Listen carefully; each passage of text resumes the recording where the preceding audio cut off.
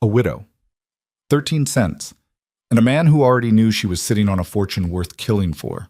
In the summer of 1883, Lydia Mercer walked into the only store in Caldwell Creek with everything she had left in this world, 13 copper cents and a hunger that had been gnawing at her ribs for 3 days straight.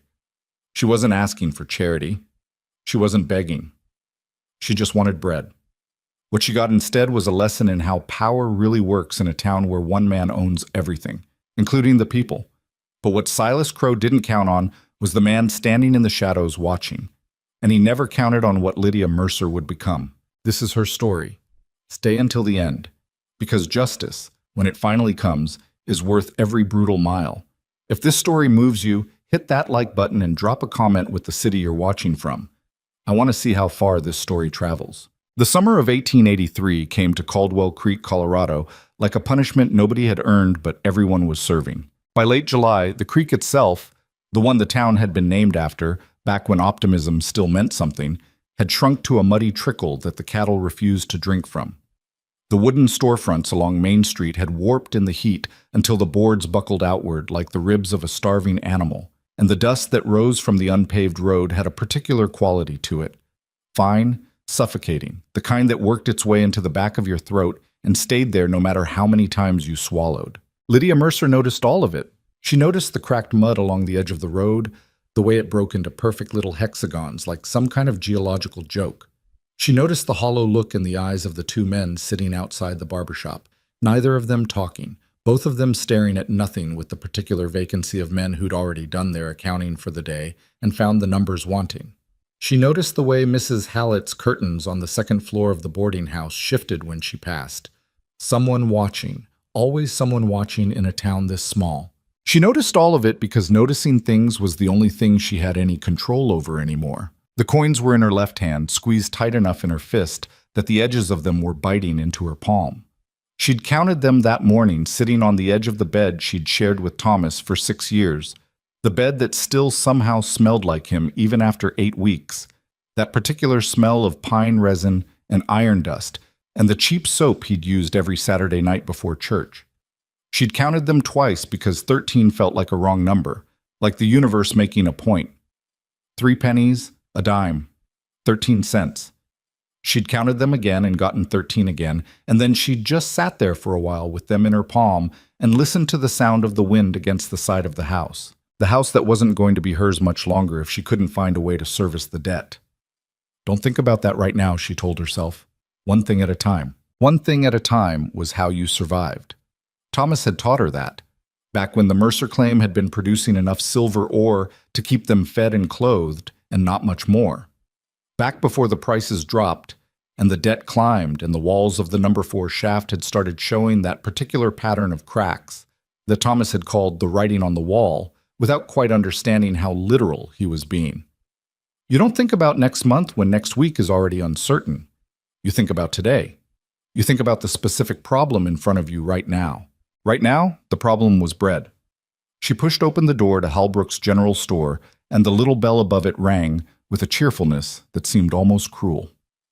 The store was cooler than outside, or at least it felt that way for the first few seconds before the heat reasserted itself. It smelled the way it always smelled, tobacco and leather and dried spices, and something underneath all of it that was just commerce, the smell of goods and money changing hands, of the whole transactional machinery of survival. Shelves lined every wall from floor to nearly ceiling, and the goods on them represented everything a person needed to stay alive in this part of Colorado. Flour in 50-pound sacks, salt pork in sealed barrels, coffee, dried beans, lamp oil, rope, nails, sewing thread in a dozen colors. A 16-year-old boy named Emmett Halbrook was sweeping the floor near the back. He looked up when she came in and something crossed his face. Not quite pity, but adjacent to it. He'd grown up with the Mercer name meaning something. His father had extended them credit the first 2 years they'd been working the claim.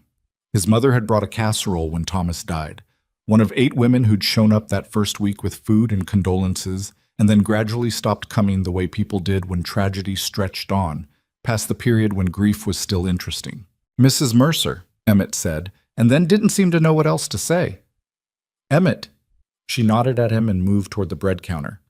There was a fresh loaf there, She could see it from across the store, golden brown, probably baked that morning.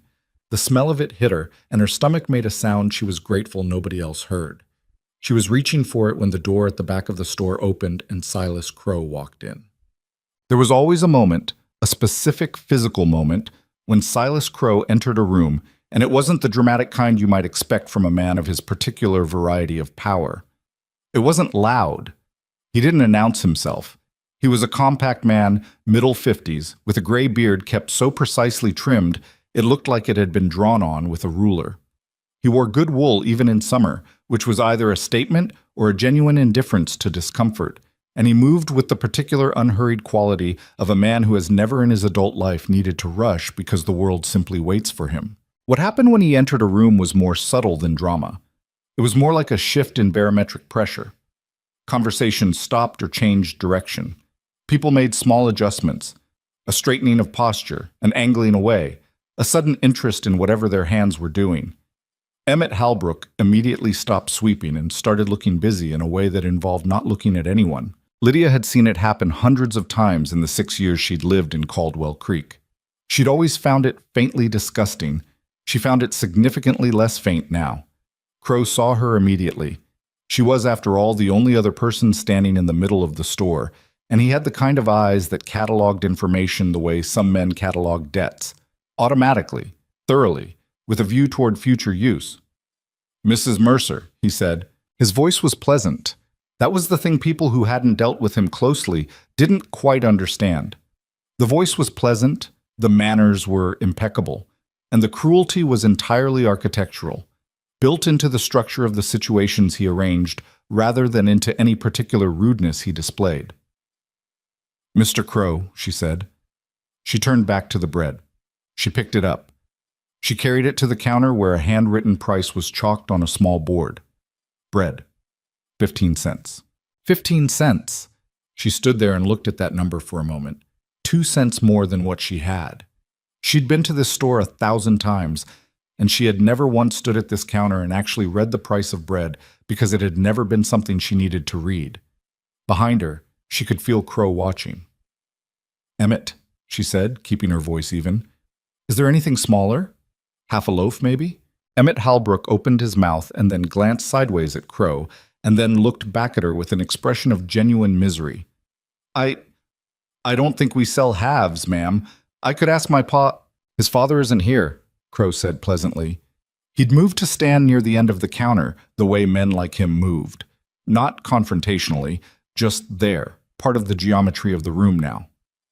"And in any case, Emmett, your father has extended the Mercer account rather beyond its useful limits, hasn't he? I believe Mrs. Mercer already carries a balance here." Lydia's jaw tightened. The balance was $4.30, a fact she was aware of every single morning when she woke up. "I have cash today," she said. She opened her hand on the counter. 13 copper cents. The silence that followed was not long, but it was complete. Emmett stared at the coins. Crow looked at them with the careful expression of a man who is performing the act of not quite smiling. "I see," Crow said. "I'm 2 cents short," she said, and hated the way those words sounded coming out of her mouth. "I was wondering if Emmett here would simply give you the bread." Crow tilted his head slightly. "As charity?" "As credit," she said. 2 cents of credit against an account that already stands at—" He made a small gesture, dismissive, the kind you'd make regarding an unimportant detail, a considerable amount. "And with the Mercer property's status being what it is, I'm not certain any further credit extension would be—" "My property's status," she said, and turned to face him then, "is that it belongs to me." "Currently," Crow said. It was one word. Just the one word. And it was said perfectly pleasantly, the way you'd agree with someone about the weather. Lydia Mercer had been born in Missouri and had come west at 19 with Thomas and $40 between them and a belief that hard work meant something. She had survived 2 failed harvests, a miscarriage, 2 winters that nearly broke them both in ways they never fully talked about, and 8 weeks now of widowhood with hunger working steadily at her insides. She was not a woman given to scenes or histrionics. Thomas had always said she had more spine than most men he knew, and he'd meant it as the highest compliment. She picked her 13 cents up off the counter, put them back in her fist.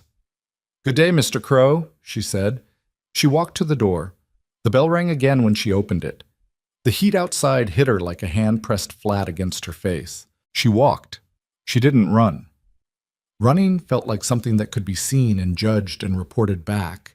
And in a town where everything was someone else's information eventually, the walk was a kind of statement. She walked with her back straight and her eyes forward and the 13 cents cutting into her palm, and she didn't look back. There had been a man in the corner of the store.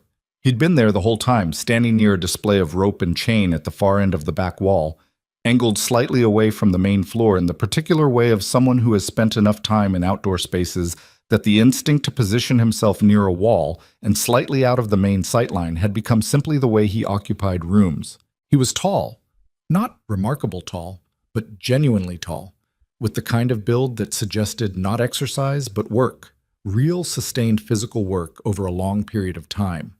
His coat was canvas, worn to softness, and it had the look of something that had spent considerable time in weather. His hat was off, held in one hand, and his hair was dark with threads of gray at the temples, cut short enough to be practical. He had a face that had been in the sun a lot, not tanned the way men got who worked in sun by choice, but the deeper weathering of someone for whom the outdoors was simply the condition of existing. His name was Ronan Hale, and he had come into Halbrook's general store that morning to buy coffee and a spool of copper wire and possibly some salt pork if the price hadn't gone up again, and instead he had stood very still for the last 4 minutes, watching something that made him feel low and slow in his chest, a particular kind of anger. He watched Lydia Mercer walk out the door. The bell rang, and then the door fell shut, and she was gone. Crow turned then, back toward the rear of the store, toward whatever business he'd actually come in for, and his eyes moved across Ronan Hale with the same cataloging quality they brought to everything. He didn't stop on him. Hale was a known figure in the area. Trapper, sometimes worked as a surveyor's assistant, lived alone up past the tree line in a cabin he'd built himself sometime around 1876. Not a man of consequence, not a man whose gaze warranted tracking. Crow walked to the back counter and began talking to Emmett about something Ronan didn't listen to. Ronan looked down at the rope in his hand, which he'd picked up without knowing he'd done it, and set it carefully back on the hook where it belonged. He paid for his coffee and his wire. He didn't buy the salt pork. He nodded to Emmett and didn't look at Crow at all and went out through the door. The heat hit him the same way it hit everyone, but he'd been working in it long enough that it was more information than discomfort. Temperature, humidity, the particular quality of the air that told him it wasn't going to rain. He stood on the wooden sidewalk outside Halbrook's and looked up and down Main Street. He saw her about 100 yards away, walking north in the direction of the Mercer property. He could tell from the set of her shoulders that she hadn't cried yet. He knew that particular set. He'd seen it before, in different people in different situations, the posture of someone who is holding something at bay through the simple act of not stopping. He stood there for a while after she disappeared around the bend. Then he went to his horse, which was hitched outside the hardware store further down the street, and he started working through what he knew. The Mercer property was 40 acres of rough land in the foothills northeast of town, and it had one significant feature: the No. 4 mine shaft, sunk 11 years ago by a previous owner named Connolly, who'd gone bust and sold the claim for $160 to a young couple from Missouri who'd seemed, to most of the town, like people who were going to work very hard and ultimately fail in a moderately quiet way. Thomas Mercer had not been a sophisticated man. He'd been a decent man, which is different and sometimes harder. He'd worked the No. 4 without fully understanding what he had, producing ore that assayed at modest grades. Enough to keep going, not enough to thrive. He'd borrowed against the claim when times were tight, which they usually were, and the debt had accumulated the way debt does when you're always almost making it, always just slightly behind, always one bad month away from crisis. In February, the No. 4's main shaft had collapsed. 3 men died. Thomas Mercer was one of them. The collapse had been investigated by the mine inspector out of Denver, a man named Aldous Price, who'd spent 2 days in Caldwell Creek, written a report citing structural inadequacy and improper reinforcement as the cause, and gone back to Denver. The report didn't assign blame to any individual. It didn't have to. Blame in situations like this was a luxury that required either money or political influence to pursue, and the widows and families of the 3 dead men had neither. Lydia had known all of this. She'd known it the way you know a thing that is too large and too wrong to entirely look at. You look at the edges of it and try to understand the shape. What she didn't know, what nobody in Caldwell Creek knew, or at least nobody was talking about, was what exactly sat underneath those 40 acres of rough foothills ground. Ronan Hale had an idea. It was more than an idea, actually. It was a suspicion that had been forming for about 3 months, since the day he'd been working a survey line up in the hills northeast of town for a contract job and had found, buried under a fall of stones near an old creek bed, a surveyor's stake that had no business being there. The stake was iron, and it was old enough that the markings on it were almost weathered away, but not quite. He'd cleaned it off carefully with his knife and read what was stamped into it, a claim notation, coordinates, and a date that was 8 years old. 8 years ago, someone had surveyed the land that was now the Mercer claim. Someone who wasn't Thomas Mercer, because Thomas Mercer hadn't arrived until 6 years ago. Ronan had turned that stake over in his hands for a long time and thought about who might have commissioned a survey of that particular piece of ground 8 years ago, and why. And whether it was a coincidence that the man who now controlled most of the mining claims in the surrounding valley had arrived in Caldwell Creek approximately 8 years and 2 months ago. He hadn't done anything with the information yet. You didn't move on something like that without being careful, because if you were wrong, you were just a man spreading rumors about someone powerful, and if you were right, you were a man who had put himself in front of something dangerous. But watching Lydia Mercer walk out of Holbrook's store with her last 13 cents still in her hand, he thought maybe being careful had a time limit on it. The Mercer house was what people in the area called a claim house, not built to last, built to serve. 2 rooms with a packed dirt floor in the kitchen and wooden boards in the bedroom. A fireplace that drew imperfectly, a well out back that had never quite produced the water it should. Thomas had planned to build something better. He'd talked about it sometimes in the evenings, elaborate plans for a proper frame house with glass windows and a proper kitchen range. Lydia had listened and believed him, because believing Thomas had always been something she chose to do deliberately, a choice she made about who she was in relation to who he was. She sat at the kitchen table now, with the coins in front of her, and looked at them and thought clearly and practically about her situation, the way she'd been trained to do since she was 9 years old, and her mother had made her sit down and account for every cent of the household money every Sunday evening. The debt to Holbrook's was $4.30. The debt to the bank, not the bank in Caldwell Creek, which didn't have one, but the mining bank out of Leadville that had backed Thomas's last round of shaft improvements, was $62. The property taxes were 8 months overdue. She had received last week a document from Crow's legal representative, a lawyer named Fitch who wore Eastern suits and had no visible connection to this landscape, informing her that the debt Thomas had contracted 2 years ago with the Crow Land and Resource Company for equipment purchase was now being called in at the full amount plus penalties. The full amount plus penalties was $91. She did not have $91. She did not have $9. She had 13 cents. She'd done everything she could think of to do. She'd written to Thomas's brother in Kansas City, who'd written back with sympathy and a careful explanation of why he couldn't help financially. She'd spoken to the minister who'd suggested charity that she'd politely declined because charity had a cost she couldn't afford to pay. She'd spoken to 2 men in town who might have bought the claim from her, and both conversations had ended with offers so low they were offensive, offers that made the mathematics of what she owed and what she'd receive result in a number that was still negative. She was not stupid. She understood what was happening in a general way. She understood that someone wanted her land and was applying pressure in the systematic way that power applies pressure. Through debt, through legal process, through the attrition of a person's options, until the only one remaining is the one that benefits the party with more leverage. What she didn't understand was why. Why her particular 40 acres, which had produced modest ore at best, which sat in an unspectacular section of foothill, which had no particular attribute she could identify that would make it worth the coordinated campaign of pressure she was experiencing. She looked at the 13 cents. She was hungry. She had been managing it by spacing out the cornmeal she had left in the sack near the stove, a 1/4 cup in the morning and a 1/4 cup at night. Not enough to feel full, but enough to keep functioning, which was what mattered. She'd been doing this for 5 days. She was very tired. Outside, the wind had picked up, pushing a dust devil across the yard, and she watched it through the cracked window glass and thought about Thomas, specifically about his hands. Big hands, scarred across the knuckles, hands that had held hers the night of the miscarriage and hadn't let go until morning came. "I don't know what to do," she said out loud. She rarely talked to herself, but the silence of the house had gotten very large recently. She sat with not knowing for about 30 seconds. Then she got up and went to the fireplace and checked what was left of the cornmeal. He knocked after dark. This was, she would later realize, deliberate.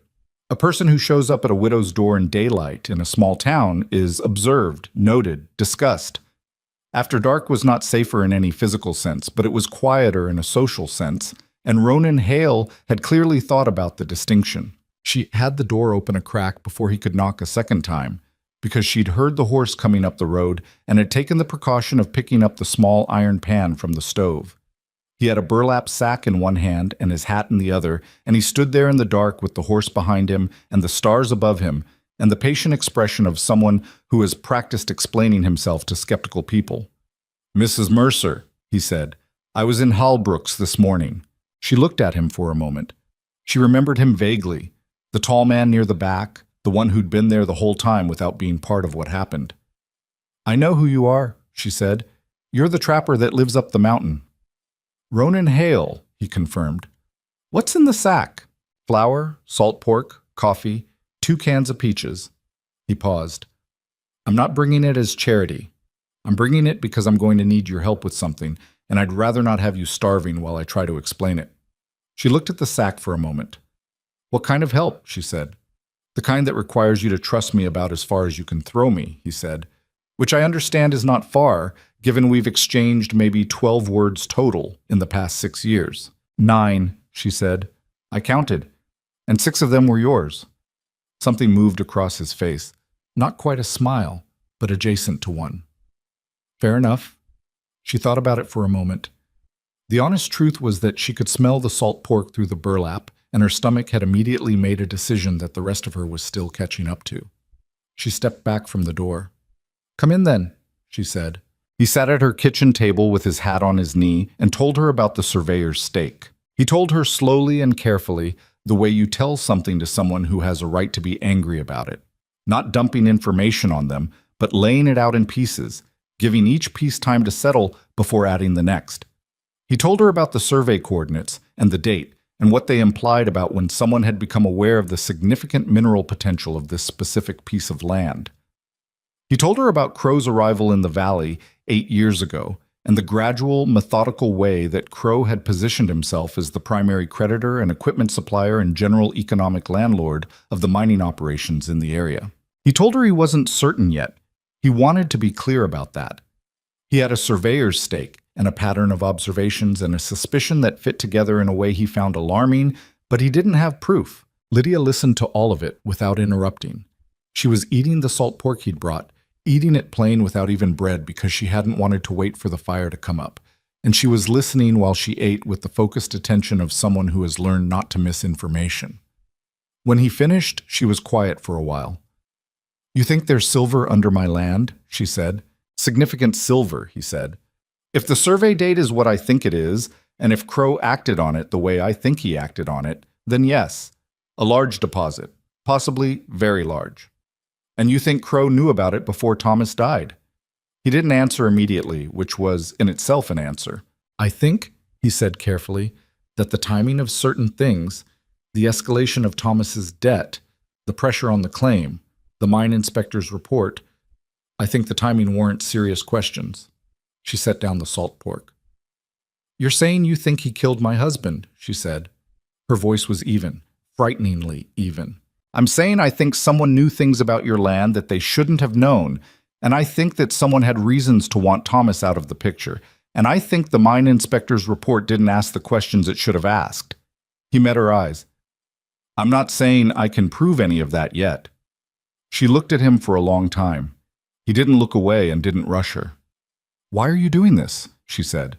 It was the honest question, the one that cut through the practical discussion to the actual mystery, which was why a man who lived alone in a mountain cabin and made it his business to stay out of other people's business had shown up at her door with a burlap sack and a dangerous theory. He thought about the honest answer for a moment. "I watched you walk out of that store today," he said finally, "with nothing after what that man did. And I've watched things like that happen in this town for a while now, and I kept deciding it wasn't my problem." He looked down at his hat.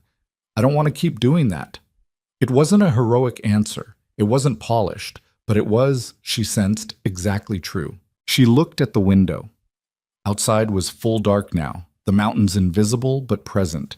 That particular presence of large things you can feel without seeing. "If there's silver down there," she said slowly, "if everything you're describing is even half right, then he's not going to stop until he has the land," Ronan said. "The legal pressure, the debt, Fitch showing up with his papers." He paused. "He thinks he has time. He thinks you're going to fold." "What would it take," she said, "to prove it?" "The original survey document, something tying Crow to the Survey Commission 8 years ago, and something connecting his knowledge of the deposit to the decisions that were made about the number 4. He paused. "Thomas didn't keep records? Notes?" She went very still. "I haven't gone through his things yet," she said quietly. "His papers. I haven't been able to. The admission cost her something. He could see it." "There's no hurry tonight," he said. "Yes, there is," she said, and stood up from the table. Thomas Mercer had not been a man who threw things away. This was both a virtue and a logistical challenge, because it meant that the wooden crate he kept under the bedroom floor, beneath a board that Lydia had known about and deliberately not acknowledged for the past 8 weeks, contained 8 years of accumulated correspondence, receipts, claim documents, assay reports, and personal notes in Thomas's cramped, slightly leftward-leaning handwriting. She dragged the crate out while Ronan waited in the kitchen. He'd offered to help, and she'd said no with a look that made the offer unnecessary to decline twice. She sat on the bed with the crate and went through it. The assay reports first. She spread them in order. Thomas had dated everything, thank God, and read through them slowly. They were, as she'd understood, modest. Low-grade ore. Nothing remarkable. The correspondence was mostly with the Leadville Bank, increasingly tense letters about repayment schedules and interest rates that made her jaw tighten. Nothing useful there beyond confirming what she already knew about the debt. The equipment purchase receipts from the Crow Land and Resource Company were there. 3 separate purchases over 2 years, all signed by Thomas, all stamped with the company's seal, all with interest rates that had been explained to Thomas as standard, but which she now, looking at them with the cold clarity of someone who has nothing left to lose, could see were constructed to compound in a specific way that made them nearly impossible to service. She was halfway through the box when she found the note. It was folded twice and tucked inside the back cover of the claim ledger, which Thomas had kept in his characteristically thorough way. Every shift recorded, every ore haul weighed and noted, every unusual event logged with a date and a brief description. The note was not in Thomas's handwriting. It was in a precise, small hand she didn't recognize, and it read, T. Fitch was at the claim again, 3rd time this month. He's measuring things he has no business measuring. I think Crow has already commissioned a survey you don't know about. I don't know what's down there, but he does, and that's why he's circling. Be careful with the number 4 and watch who you let in. Destroy this. W. She read it twice. She read it a 3rd time. Destroy this. Thomas had not destroyed it. Thomas, who kept everything, had tucked it inside his ledger and kept it, perhaps meaning to destroy it later and never getting to later. She stood up and went to the kitchen. Ronan looked at her face when she came through the door, and he went still. "What did you find?" he said. She set the note on the table. He read it once. Then he looked up at her. "Who is W?" she said. "I don't know," he said. "But this..." He touched the note carefully, the edge of it. "This is someone who knew. Someone who warned him. And someone killed him 6 months later," she said. The kitchen was very quiet. The fire in the stove had gone down to coals, and the room had the particular quality of somewhere that decisions get made. Small room, solid walls, the weight of the mountains all around. "We need the survey," Ronan said. "This note and the stake and the pattern, it's not enough. A note from an unknown source and a piece of iron I found in the hills. Any lawyer Crow hires, and he has 3, will take those apart in an hour. Where would the survey be?" He thought about it. If Crow commissioned it privately, Before he had any official claim to the land, he'd keep it somewhere he controls. His office in town. Possibly his house. He paused. Or with Fitch. Can we get it? He looked at her steadily. Getting it means going somewhere we don't have a right to be and taking something we can't openly acknowledge we took. Can we get it? She said again. He was quiet for a moment. I might know a way, he said, but it's going to take a few days. And in the meantime, we need to be careful about what we show and what we don't. If Crow thinks we're looking, he'll move faster, she said. Yes. She picked up the note and folded it back along its original creases. I'll keep this safe, she said. What do you need from me? He looked at her across the table. This woman who'd walked out of a store with 13 cents 2 hours ago and was now talking about evidence and strategy with the careful focus of someone who has decided, completely and without drama, to fight. Get some sleep, he said, and eat the rest of that salt pork. He stood and picked up his hat. I'll be back in 2 days. She walked him to the door. At the threshold, he stopped and looked back at her. One more thing, he said. Don't let Fitch serve you anything else without having a witness present. Whatever he hands you, have someone else see you receive it. Why? Because if they're moving to a legal process, they'll want to control what you know and when you know it. A witness changes the shape of that. She nodded. He put on his hat and went out into the dark. She heard the horse move off down the road, the sound of it diminishing slowly through the still night air. She shut the door. She stood in the kitchen and looked at the 13 cents still on the table where she'd left them that afternoon. She picked them up and put them in her pocket and went to rebuild the fire. Over the next 2 days, Caldwell Creek went about its business with the stolid determination of a place that has learned not to expect too much from the world. Tom Ashby opened his smithy at 6 every morning and worked until the light failed. The Delacroix brothers ran their cattle down from the high pasture and started the slow process of culling the ones that hadn't gained enough weight for market. Emmett Halbrook swept the floor of the store with the same broom and the same mechanical motion he'd been using since he was 12. The saloon at the end of Main Street did its business in the evenings. Not prosperous business, but persistent business, the kind that a certain kind of thirst generates reliably. And Silas Crow moved through all of it the way he always did. Present without being visible, influential without being loud, the fixed point around which the town's economic life orbited whether the town acknowledged it or not. He had 2 men he used for certain kinds of work. One was named Drury, who had a battered face and a very flat affect, the look of a man from whom all the interesting complexity had been worn away, leaving something functional and not much else. The other was a younger man called Keene, who was smarter than Drury and therefore more careful in ways that made him more dangerous. These 2 men appeared, the day after Ronan Hale's visit, sitting on a fence at the edge of town in the direction of the Mercer property. Not blocking the road, not doing anything that could be called threatening, just sitting there with the particular patience of men who are paid to sit. Lydia saw them when she rode into town for supplies, using the last of the flour from Ronan's sack to buy something with, exchanging it at the mill for a small amount of cash credit, making her rounds with the careful economy of someone stretching every resource as far as it will go.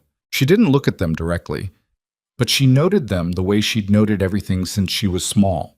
The position of them on the fence, the angle of their attention, what they were watching and what they were pretending not to watch. They were watching the road to her place. She went about her business. She stopped to talk to Martha Colby outside the feed store because Martha Colby was one of the few women in town who had never stopped coming around after Thomas died, and also because Martha's husband Jim worked at the land office and occasionally said things that were useful without knowing they were being useful. Hot enough for you? Martha said. Almost, Lydia said. How's Jim? Tired. He's been dealing with a lot of filing lately. Martha lowered her voice slightly, which in Martha's case meant she was about to say something real. A lot of claim paperwork moving through the office, transfers and liens and whatnot, more than usual for this time of year. Lydia kept her face neutral. That right? Martha glanced around with the practiced, casual look of a woman who has lived her whole life in a small town and knows exactly how to look at things without appearing to look. Some of it's to do with properties out your way. Lydia said nothing, which was sometimes the most useful response to a woman who wanted to say more. I'm not saying anything I should repeat, Martha said. I know you're not, Lydia said. Just don't let anything expire. She met Lydia's eyes for a moment. You understand? Anything with a date on it. I understand, Lydia said. They talked about the heat for another few minutes, and then Lydia rode home and sat with what Martha had just told her, which was that Crow was moving documents through the land office at a rate that suggested a specific timeline, and that someone, Jim Colby probably, who was a decent man stuck in a complicated position, was trying to give her a warning he couldn't give her directly. Don't let anything expire. She had, by her count, 9 days before the deadline on the Crow land and resource debt. 9 days during which, if the debt was not serviced, Fitch could file for lien foreclosure on the claim. 9 days. She was still sitting with this when she heard a horse on the road, and it was Ronan Hale, 2 days after he'd said 2 days, which she noted without quite meaning to as a man who did what he said he was going to do. He tied his horse at the post and came to the door, and when she let him in, she could see from the look on his face, not excited, but something with tension in it, something coiled, that 2 days had not been wasted. I found something, he said. He'd been up to the hills northeast of the claim, working backward from the surveyor's stake he'd found 3 months ago, tracing the survey line as best he could, reconstruct it from the position of the stake and the natural topography. Surveyors worked in patterns. If you knew one point and you knew the methodology, you could often find the next. He'd found 2 more stakes. One of them had scratched into the iron very lightly. Scratched, not stamped, the kind of mark you made when you didn't want it easily found or identified. A 2-letter abbreviation and a number. CLR and the number 7. CLR, Crow Land and Resource. That's not proof of concealment, she said. They were at the table again. He'd laid out his notes, hand-drawn, careful, the notes of someone who'd spent time learning to observe things accurately. That's just proof he surveyed it. What he surveyed and when and what he did with the information afterward, Ronan said. The survey predates any business relationship with Thomas by 2 years. It predates Thomas owning the claim. Crow commissioned a survey of land he had no formal interest in, found what he found, and then manufactured a reason to get close to the claim, she finished. The equipment debt, he said. The terms were structured so that Thomas couldn't possibly stay current on them. But to prove it, we need the actual survey document. The full document with the SA projections. What I found is consistent with my theory. It isn't the theory proven. Where's the document? He was quiet for a moment. Fitch's office, he said. Fitch keeps everything for Crow. Crow's own records are too well guarded. But Fitch, he paused. Fitch is an Eastern lawyer who came out here thinking he understood how things worked and is now deep enough into what Crow is doing that he can't afford to look at it clearly.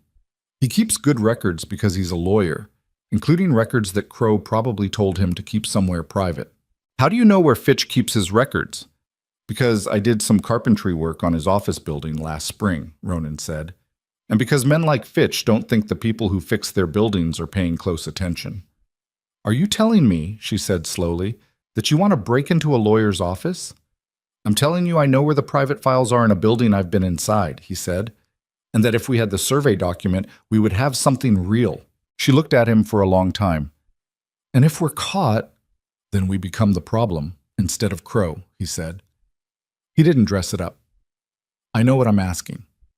No, she said. You're not asking me to do it. You're going to do it, and you're telling me so I understand the risk to both of us if it goes wrong. He didn't deny it. She stood up and went to the window and looked out at the dark. 9 days. When? She said. Tomorrow night, he said. Fitch goes to the saloon every Tuesday. He stays 2 hours. It's enough. She turned from the window. Come back for breakfast, she said. We can go over the timing. He put on his hat and went to the door. He stopped, as he had before, at the threshold. You doing all right? He said. Not politely, actually asking. She thought about it.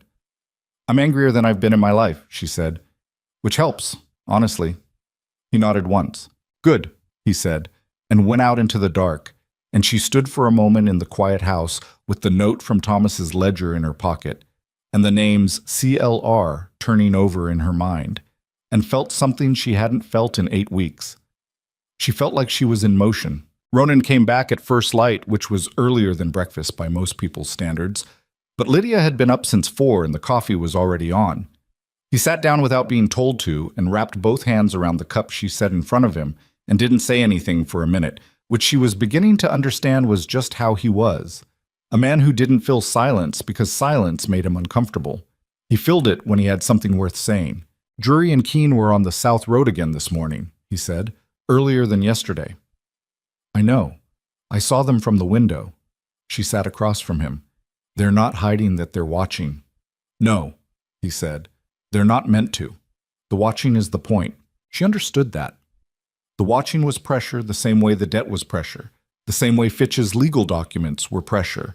A coordinated effort to make her feel the walls coming in from every direction until the only thing that seemed rational was to sign whatever they put in front of her and walk away with whatever small amount they offered that let her preserve some shred of dignity on the way out.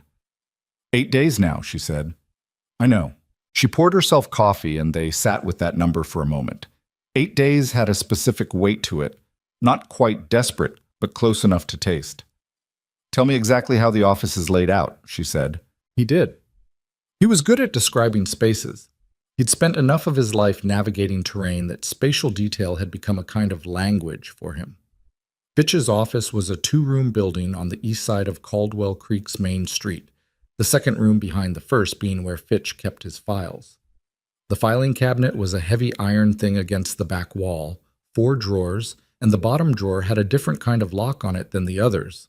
A better lock, newer, the kind you added when the contents required more protection than the standard hardware provided. I can get through it, Ronan said. It'll take 10 minutes with the right tool, maybe 15. And Fitch is reliably at the saloon from when to when? 8 o'clock to 10. Tuesdays he plays cards with Aldous Price when Price is in town, and Price is in town this week. I saw his horse at the hotel this morning. Aldous Price, the mine inspector. The man who'd written the report that didn't ask the questions it should have asked. Lydia set down her cup. Price is here, she said. Not a question. Arrived yesterday. That's not a coincidence. No, Ronan said. It's not. She thought about what it meant. The mine inspector back in town, in the same week that Crow's legal deadline was approaching, playing cards with Crow's lawyer. It meant something was being coordinated. She didn't know exactly what, but the shape of it was visible in the same way you could see the shape of a mountain in fog. Not the details, but the mass of it, unmistakable. We go tonight, she said. He looked at her. I go tonight. You. I'm not sitting here while you take all the risk, she said. If you're caught alone, Crow buries it. If I'm there, it's the widow of the man whose land is being stolen breaking into a lawyer's office to find out why. That's a different story. He was quiet for a moment, turning his cup. She could see him working through it, not dismissing her, actually considering it, which she appreciated more than she would have expected. You'd have to be fast, he said. I'm not slow. And if someone sees us, then we deal with that when it happens. She met his eyes. I'm not asking your permission, Ronan. It was the first time she'd used his given name. He noticed it, and she noticed him notice it, and they both let it sit there without making anything of it. All right, he said, but you do what I say when I say it. No arguments in the moment. Agreed, she said. He drank his coffee. Outside, the early light was coming through the cracked window glass and making a pattern on the floor that shifted slightly as the wind moved the cottonwood outside. It was going to be another brutal day. The heat was already present in the air, that particular pre-dawn warmth that meant by noon it would be nearly unendurable. There's something else, he said. She waited. I talked to Tom Ashby last night, the blacksmith. He set down his cup. He knew Thomas.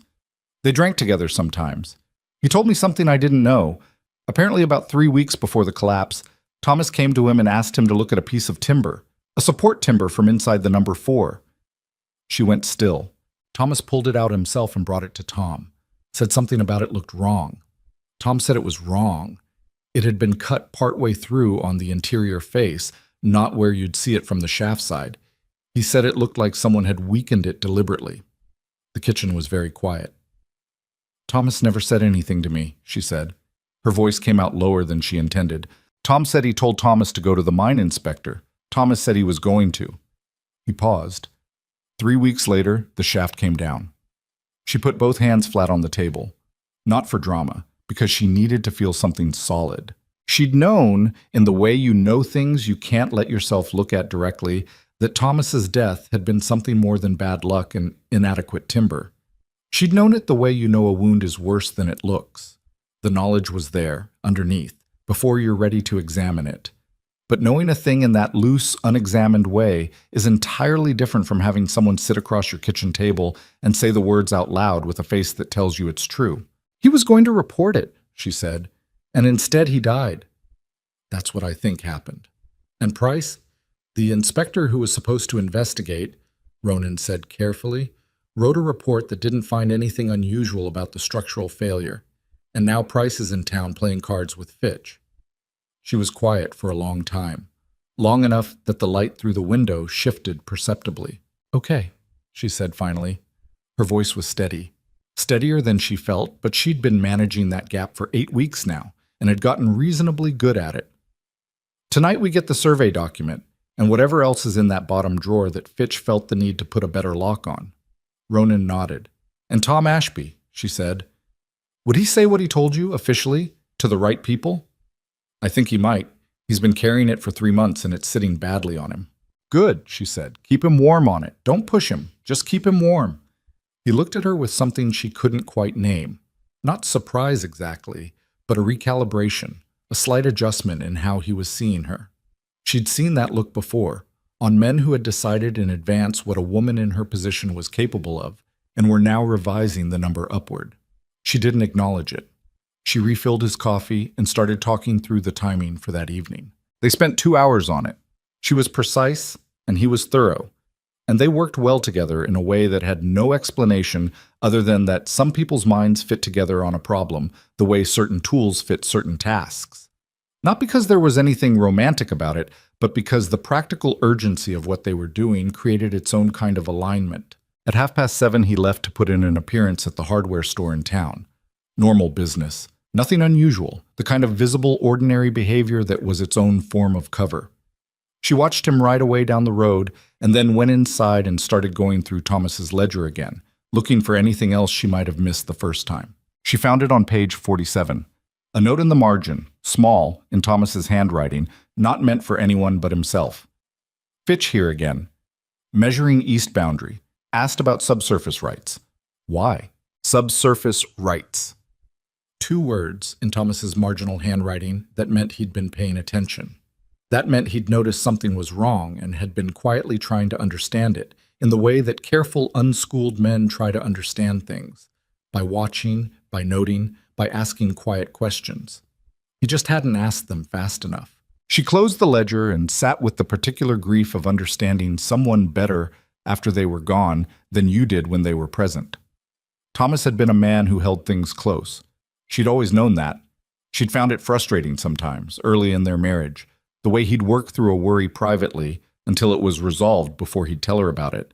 She'd asked him once why he did that, and he'd said, simply, that he didn't want to worry her with problems that might turn out to be nothing. She had told him, with some heat, that she'd rather be worried together than excluded. He'd taken that in with his characteristic stillness, and said she was probably right, and then had continued doing exactly what he'd always done because people don't change the fundamental way they process the world just because someone points out its limitations. She'd made her peace with it. It was one of the things about him she'd held on to with the specific tenderness you reserve for the imperfections of people you love. Now, sitting with his ledger, she wished she'd pushed harder. She wished she'd known what he was carrying. She wished for a lot of things that wishing couldn't help, and she let herself feel the full weight of it for exactly the amount of time she could afford, which was about 4 minutes, and then she put the ledger in the hiding spot under the bedroom board and went to check on the horse. The afternoon went slowly in the way that afternoons before something dangerous always go slowly, time becoming thick, every ordinary task carrying more weight than it should. She fed the horse and mended a fence post that had been leaning for weeks, and made a meal from the supplies Ronan had brought and sat on the front step in the early evening, watching the dust devils move across the dry yard, and thought about what she was about to do. She was not a person who had ever broken a law in her life. She had opinions about laws. Some of them seemed reasonable. Some of them seemed designed to benefit the people who wrote them. But she'd lived within them because that was what you did when you didn't have the power to do otherwise. Tonight, she was going to break into a lawyer's office and take documents that weren't hers to take. She thought about Thomas's timber, cut halfway through on the interior face where nobody would see it. She thought about Emmett Halbrook's face at the counter when she'd put down 13 cents. She thought about the note, "Destroy this," that Thomas had not destroyed. Then she went inside and changed into her darkest clothes and waited for Ronan. He came at 7:30, as arranged. He had 2 horses, his own and a borrowed mare he'd saddled without explanation, which she appreciated. He'd thought about it and prepared rather than assuming she'd ride behind him. Small thing. Not small. They didn't talk much on the ride in. The town was quiet at that hour, the saloon lit and audible from 2 blocks away, the rest of Main Street largely dark. Fitch's office was at the East End, away from the saloon, which was either fortunate or Fitch had chosen the location deliberately for the same reason. They tied the horses in the alley behind the assay office, 1 building down. Ronan had a canvas tool roll under his arm. He'd been thinking about the lock for a while, she could tell. There was a specific quality of focus on him, the way a person looks when they've run through a sequence of actions in their mind enough times that the physical execution is mostly a matter of not rushing. "Back window," he said quietly. "Latch is loose on the left side.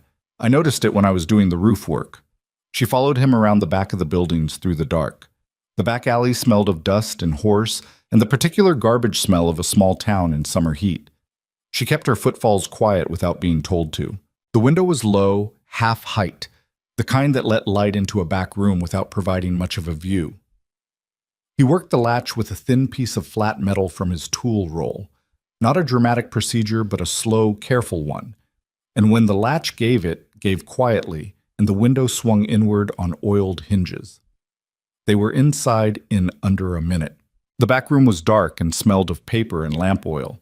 Ronan had a small lantern with a tight aperture, the kind that threw a narrow beam rather than flooding the room, and he used it to find the filing cabinet against the wall. 3 of the 4 drawers had standard locks, already open. The bottom drawer had the better one. He crouched in front of it and worked on it in silence while she stood near the window and listened to the sounds of the building and the street outside. 8 minutes. She was counting in her head. At 10 minutes, she'd say something. At 12, she'd insist they leave. At 7 minutes, she heard the mechanism give with a sound like a sigh, and Ronan pulled the drawer open. She came to stand beside him and held the lantern close while he went through the contents. The files were neat, labeled in Fitch's precise hand. Property names, dates, legal terms she partially understood. He moved through them quickly, not reading, scanning for the one they needed. He found it in a manila folder at the back of the drawer labeled simply Survey, N.E. Foothills, Private. He opened it on the floor. They both crouched over it. The document was 12 pages. The first page had a date, 8 years and 3 months ago, and a commission notation, CLR Company, Private Survey Commission, not for public filing. The assay projections were on pages 7 and 8, and she heard Ronan exhale slowly through his nose when he read them. She read them too. The silver deposit under the Mercer claim was not modest. It was not the kind of thing you might overlook or misassess. The survey estimated recoverable ore at a value that made the numbers she'd been struggling with, $60, $90, $4.30, feel like something from a different world entirely. "He's known for 8 years, she said, very quietly. "Yes." She turned to page 9. There was a handwritten memo, Fitch's hand, attached with a pin to the survey pages. It was dated 3 months before Thomas died. It read, "SC instructs that the M debt be accelerated per standard clause. Survey not to be disclosed. If M resist transfer, escalate through legal process. Do not involve direct action. Use process only. Do not involve direct action." She stared at that line. "What does that mean?" she said, though some part of her already knew. "It means," Ronan said carefully, "that at the time this memo was written, Crow was telling Fitch to keep everything legal. Use the debt. Use the courts." He paused. "What happened to the number 4 happened after this, which means either Crow changed his mind about direct action, or someone acted without this particular instruction being updated.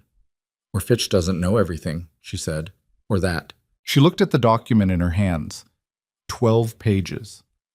The legal term for what this represented, concealed survey, manufactured debt, possible connection to a fatal structural failure, She didn't know the exact words, but she knew the shape of it. This was the shape of a man who had decided that his desire for something outweighed the lives of the people who stood between him and it. She also knew with cold clarity that holding this document made her considerably more dangerous to Silas Crow than she had been this morning. "We can't take it," she said. Ronan looked at her. "If it goes missing, he knows someone was here and he knows we have it," she said. "He'll move immediately. He won't wait for the legal deadline. He'll use Drury and Keene and it won't be sitting on a fence anymore." He was quiet, looking at the document. "We copy what we need," she said. "The date, the commission notation, the assay figures, the memo, word for word. You write it, your handwriting's steadier than mine right now." She was not ashamed to admit it. "We put the original back exactly as we found it. Then we have what we know without him knowing we know it." He looked at her for a moment with that recalibrating expression again. "That's right," he said. "I know it's right," she said. "Do you have paper?" He did. He had paper and a pencil in the tool roll, because she was beginning to understand, a man who thought about what he might need before he needed it. He copied the relevant sections while she held the lantern, his handwriting small and precise, and she watched the door and the window and the time. They were out of the building 18 minutes after they'd entered. The window latched behind them. The alley was empty. From 2 blocks away, the saloon provided its continuous ambient noise. They walked to the horses and rode out of town at a pace that was not hurrying because hurrying was visible. It wasn't until they were on the road past the edge of town, with the lights of Caldwell Creek behind them and the mountains dark against the stars ahead, that she let out the breath she'd apparently been holding for the last 20 minutes. "You all right?" he said. "Yes," she said. And then, because it was true, and because lying about the state of her hand seemed pointless, "My hands are shaking."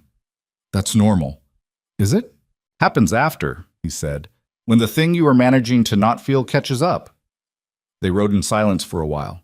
The road was pale in the darkness, the dust of it visible even without moon, and the air had finally lost the worst of the day's heat and become something you could breathe without effort. "We have 7 days," she said, "and we have the survey and the memo and Thomas's note and Tom Ashby's account and the stakes in the hills." "It's enough to take somewhere," he said. "It's enough to make a case to a federal authority. Land fraud, at minimum. The connection to the number 4, that's harder, but the fraud alone is enough to freeze the claim process." "Who do we take it to?" "There's a federal land office in Glenwood," he said. "Marshal's office, too. I know a deputy marshal out of there, a man named Coburn. He's honest, which in this territory is a specific virtue worth naming." "How long to get there?" "Hard ride. 2 days there, 2 back." He paused. "Through the mountain pass. Not easy in this heat, but doable. 4 days there and back. 3 days remaining before the deadline." She did the arithmetic. "We'd have to leave in 5 days," she said, "to get back with anything actionable before the deadline." "Yes. That means we have 5 days to build this as solid as we can before we move." She thought about it. Tom Ashby's statement. Written, signed, witnessed. Martha Colby. She might know what documents have been moving through the land office if Jim is willing to let her say so. And we need someone in town who knows law, not Fitch, someone else. There's a man named Garrett who does land transactions on the side. He's not a proper lawyer, but he knows enough to recognize what we have. Can he be trusted? "He doesn't like Crow," Ronan said. "That's not the same thing as trustworthy, but it's a starting point." "It'll do," she said. They reached the turnoff to her property. He pulled up alongside her and they sat there for a moment in the dark, with the road forking in front of them. "Ronan," she said. He looked at her. "Thank you for not looking away in that store." She said it simply because it was simple, not elaborate, not dramatic, just true. Most people look away. He was quiet for a moment in the way he was quiet about things that mattered to him. "Go get some sleep," he said. "You've got 5 days of work ahead of you." She almost smiled. "Good night." She turned her horse up the road toward the dark house, and behind her she heard him ride toward town, and the night settled around her with all its heat and weight, and the particular silence of a place where very large things were beginning to move. The 5 days moved the way 5 days move, when every hour inside them matters. Not fast, not slow, but with a particular density, each one pressing down on the next like stones stacked on a chest. Tom Ashby gave his statement on the second day. He sat in the back room of his smithy with the doors closed and the forge banked low. A big, soot-darkened man with hands that could bend iron and a face that looked like it had been carrying something heavy for a while. And he told what Thomas had brought him and what he'd seen in that timber and what he'd told Thomas to do about it. Ronan wrote it down word for word while Lydia sat across the table from Tom and watched him work through the discomfort of saying out loud what he'd been turning over privately for 3 months. I should have pushed him harder, Tom said. He wasn't looking at either of them. He was looking at the floor. When he came to me with that timber, I should have said, "Go today, Tom. Not eventually. Today." You told him what you saw, Lydia said. You told him to report it. And then I went back to my forge and figured it was his business to deal with. He finally looked up at her. I'm sorry, Mrs. Mercer. For what it's worth from me, I'm real sorry. It was worth something. She could see it cost him to say it, and she received it accordingly. Sign it, she said, and pushed the paper toward him. He signed. Ronan witnessed it.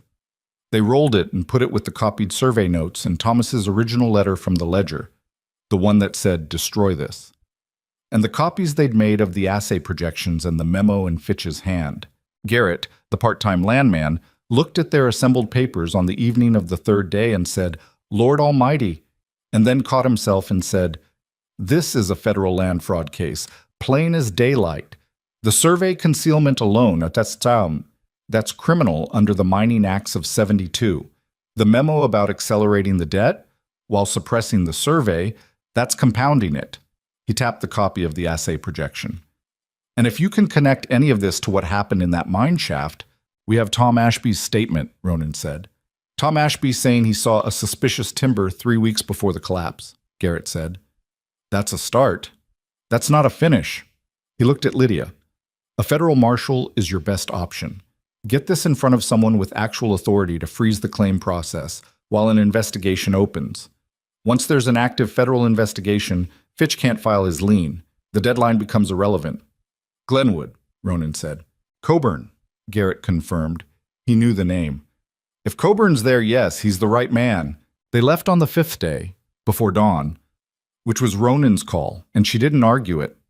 Leaving before the sun came up meant leaving before Drury and Keene were on the South Road, which they had been every morning with the mechanical reliability of men being paid to be present. By the time the sun cleared the eastern ridge, Lydia and Ronan were already 3 miles out of town on the mountain trail heading northwest, their horses picking their way in the gray pre-dawn light through terrain that rewarded attention and punished inattention in about equal measure. She had the documents in an oilskin pouch inside her coat against her body. Ronan had a copy. He'd made one that last evening, same handwriting, same information, rolled and tied and tucked in his saddlebag. 2 copies in 2 different places, which was his idea and the right one. The trail into the mountains was not the kind of thing you'd call a road. It was a path, maintained by use rather than intention, that wound up through the foothills and then into the timber and then above the timber into the high passes before dropping down the other side toward the valley where Glenwood sat. In good weather, with horses that knew mountain terrain, it was manageable. In the heat of late July, with horses that were already working harder than they should have been in this temperature, it required patience. They stopped twice in the first morning to water the horses at creek crossings. The water level was low everywhere. The drought had hit the mountain creeks too, not as severely as the valley below, but noticeably. At the second crossing, Lydia got down and cupped water to her face and let it run down her neck and stood for a moment with the cold of it against her skin and the sound of it moving over rocks and felt, briefly, something approaching ordinary. "How well do you know this pass?" she said. Ronan was checking his horse's left front foot, which had been favoring slightly on the rocky sections. "Well enough. Came through it a few times, trapping, years back. Once in October, when I shouldn't have." "What happened in October?" "Snow came in faster than I'd read the weather." He set the foot down, apparently satisfied. "Spent 2 days in a rock shelter eating jerked venison and reconsidering my decision-making." "Did it work? The reconsidering?" "Somewhat," he said, and there was something dry in it that was as close as he got to humor, and she found she'd been paying enough attention to him in the last 10 days to recognize it. They mounted and kept moving. The trail steepened in the early afternoon, climbing into the first of the high switchbacks where the timber thinned and the rock came through and the view opened up behind them.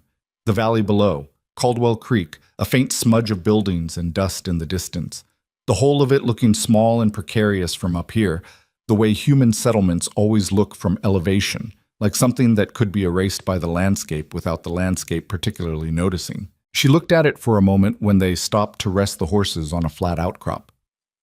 "You think he knows we're gone yet?" she said. "Drury would have noticed by mid-morning," Ronan said. "Reported to Crow by noon." He looked out over the valley. "Question is whether Crow figures out where we're going. If he figures it out, he'll send someone after us." He said it matter-of-factly, not trying to dress it up. The pass is the obvious route to Glenwood. There's a southern route, but it adds a full day. So if he sends men, they're a morning behind us. Maybe less if they start fast. He looked at her. "We don't stop for the night longer than we have to." She nodded. She was already tired. Not broken, but the kind of tired that accumulates when you've been running on anger and not much sleep and just enough food for 10 days. And she pushed it to the background the way she'd been pushing things to the background and kept her eyes on the trail ahead. They pushed higher through the afternoon. The heat eased somewhat with elevation, but the sun was still punishing on the exposed sections, and the horses were blowing harder on the steeper grades. Ronan set a pace that was efficient rather than aggressive, covering ground without burning the animals, which was the kind of calculation that came from experience rather than theory. She matched it without comment. It was near 4 in the afternoon, just past the first high saddle and into the timber on the far side, when he pulled up suddenly and held up a hand. She stopped. The trees here were old growth, massive ponderosas, the kind that had been growing for 100 years and had the indifference to human activity that comes with being around long enough. The trail ran through them in a near straight line for about a quarter mile before bending left around a granite outcrop. "What?" she said quietly. He was looking back down the trail below them. His horse had its ears forward. "Maybe nothing," he said. She looked. Below them, through the trees, the trail switchbacked down, and she could see maybe 300 yards of it before it bent out of sight. Nothing moving. "Or maybe not nothing," she said, because the horses' ears were still forward, and horses were not subtle about what they sensed. "Keep moving," he said. "Don't hurry." They moved. She fought the urge to look back constantly, and mostly won that fight, allowing herself one look every 5 minutes, which was as much discipline as she felt she could reasonably bring to the situation. On the third look, a quarter mile back down through the trees, she caught a movement that was not a deer and not the wind. "2 of them," she said. "I saw." He hadn't looked back. Keene would be the one Crow sent. He's smarter than Drury, and Crow would want someone with sense on this. "Can we outrun them?" "Not through this section. Terrain's too even." He was thinking, she could see it. Not panicking, actually thinking, the methodical assessment of someone who has been in difficult terrain and figured his way out of it before. "There's a section about a mile ahead where the trail goes through a rock fall, 3-4 routes through it. If we take the right one and they don't know the terrain, you said you came through this pass before." "Twice. And they haven't." "Probably not." He glanced at her.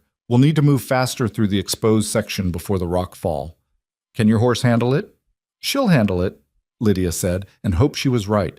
They pushed the horses harder on the next section, the trail climbing steeply through a long open face where the timber had thinned to scattered stands and the rock showed through in long gray shelves.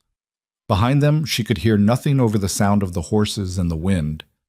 That was the thing about being chased in open country. You couldn't hear what was gaining on you until it was already close.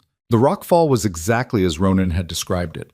A massive old slide that had come down off the face above some time in the geological past and left a field of boulders the size of houses, through which the trail divided and subdivided into multiple threads, some dead-ending against walls of rock, some threading through to the far side. He went left without hesitating, taking a line that looked from the outside like it was going to dead end and then didn't, opening into a narrow passage between 2 house-sized boulders that angled right and then right again, and then spilled out onto a ledge trail on the far side of the field.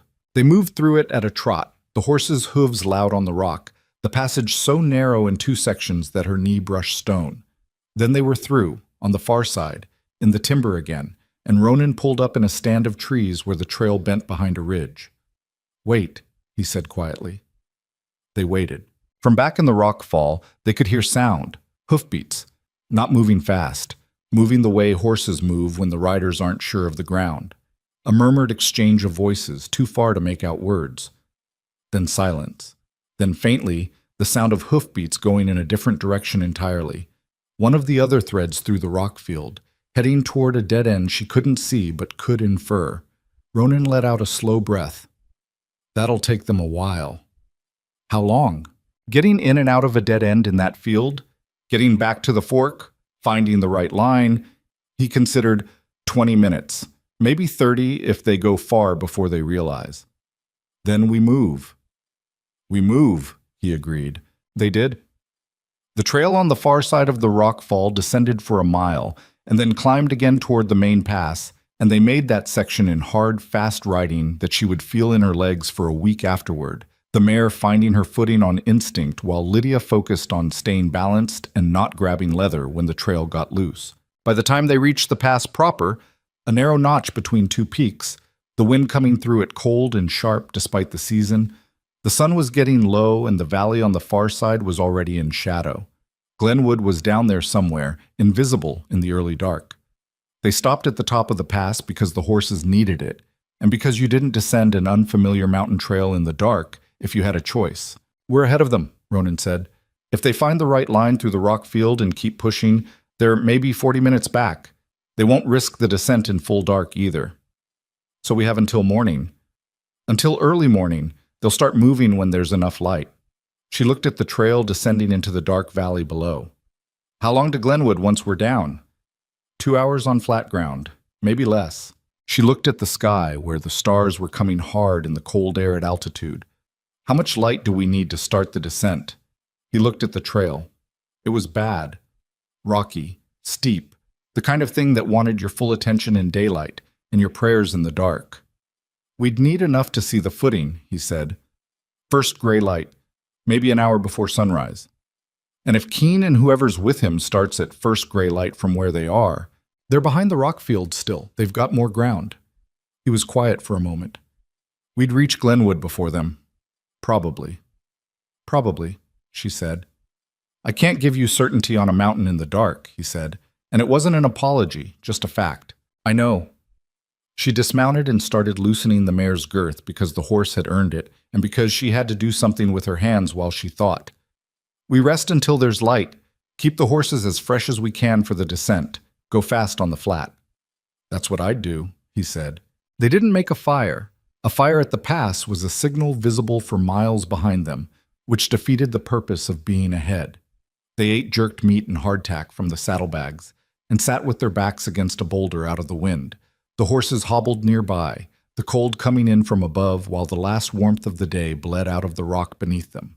It was the first time in 10 days they'd sat still together with nothing immediate to plan or discuss, and it had a strange quality, that stillness, not uncomfortable, but unfamiliar.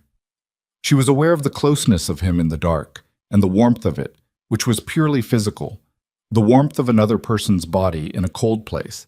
But she was aware of it and let herself be aware of it without making it into something it wasn't. "How long have you been up here?" she said.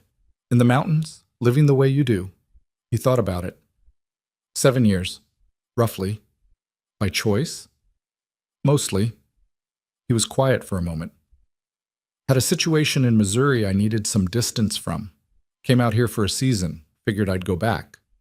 Didn't." She didn't press for the Missouri situation. People who lived alone in mountains generally had their reasons, and those reasons were their own business. "Do you like it?" she said instead.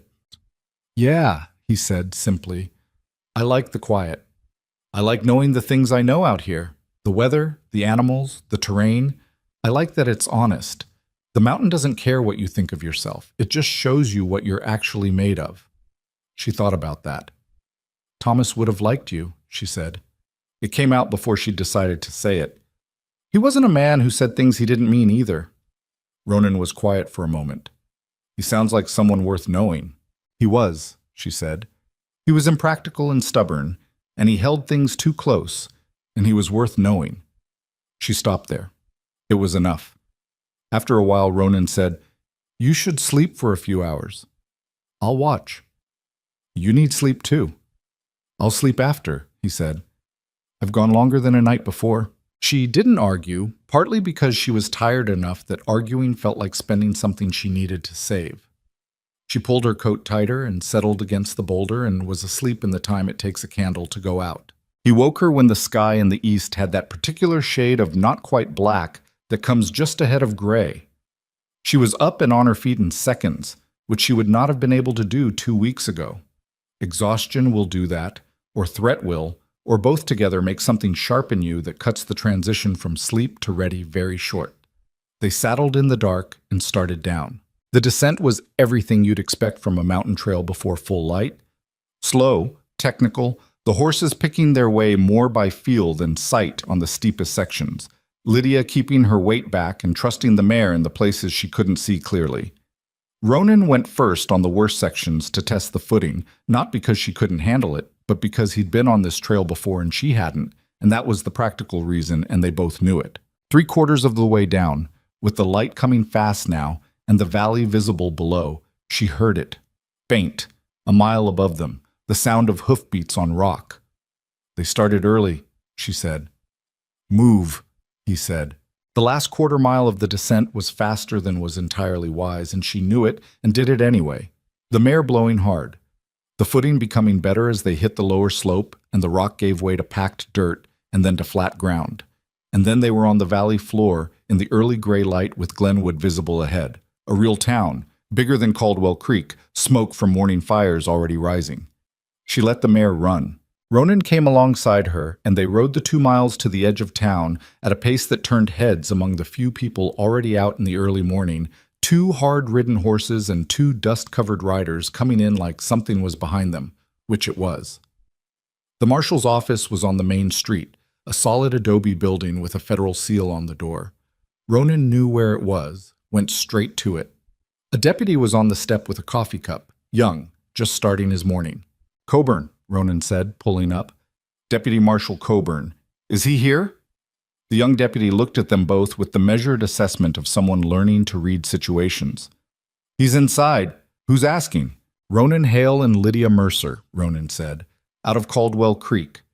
We have documented evidence of federal land fraud, concealed survey, and potential connection to an industrial death. We have 2 men from the party we're bringing evidence against approximately 40 minutes behind us on the mountain trail." He looked at the deputy. "I'd like to speak to Coburn now, please." The deputy looked at Lydia. She held his gaze and didn't say anything because Ronan had said everything that needed saying. The deputy went inside. He was back in 30 seconds. "Come in," he said. Deputy Marshal Coburn was a compact man in his 40s, gray at the temples, with the look of someone who had learned a long time ago not to be impressed by urgency until he determined whether it was genuine. He had a cup of coffee too, and he kept it in his hand when they came in, not offering any, not being rude, just keeping his hands occupied while he listened. Lydia put the oilskin pouch on his desk and opened it herself. She laid the documents out in order. The copied survey, the assay projections, the memo, Thomas's note, Tom Ashby's signed statement, and then she stood back and let him look. He looked for a long time. He picked up the memo copy, read it twice, put it down, picked up Tom Ashby's statement. "This is a copy of the survey document," he said, "not the original. The original is in a locked file in the office of the attorney Fitch in Caldwell Creek," Ronan said. "We didn't remove it. We copied the relevant sections." Coburn looked at him. There was a question in the look about how exactly they had access to the contents of a locked file without removing anything, and he clearly decided not to ask it yet. "The commission notation on the survey," Coburn said, "CLR Crow Land and Resource." "Yes, and the date predates any formal connection between the Crow Company and the Mercer claim by how long?" 2 years, Lydia said. The debt arrangement that gave Crow any formal interest in the property was established 2 years after this survey was commissioned. He knew what was under that land before he had any legitimate reason to be involved with it. Coburn set down the paper. He looked at Lydia for a moment with the direct, assessing look of a man who deals in facts and has learned to read people against them. "Mrs. Mercer," he said, "I'm going to ask you a straight question, and I'd like a straight answer." "All right."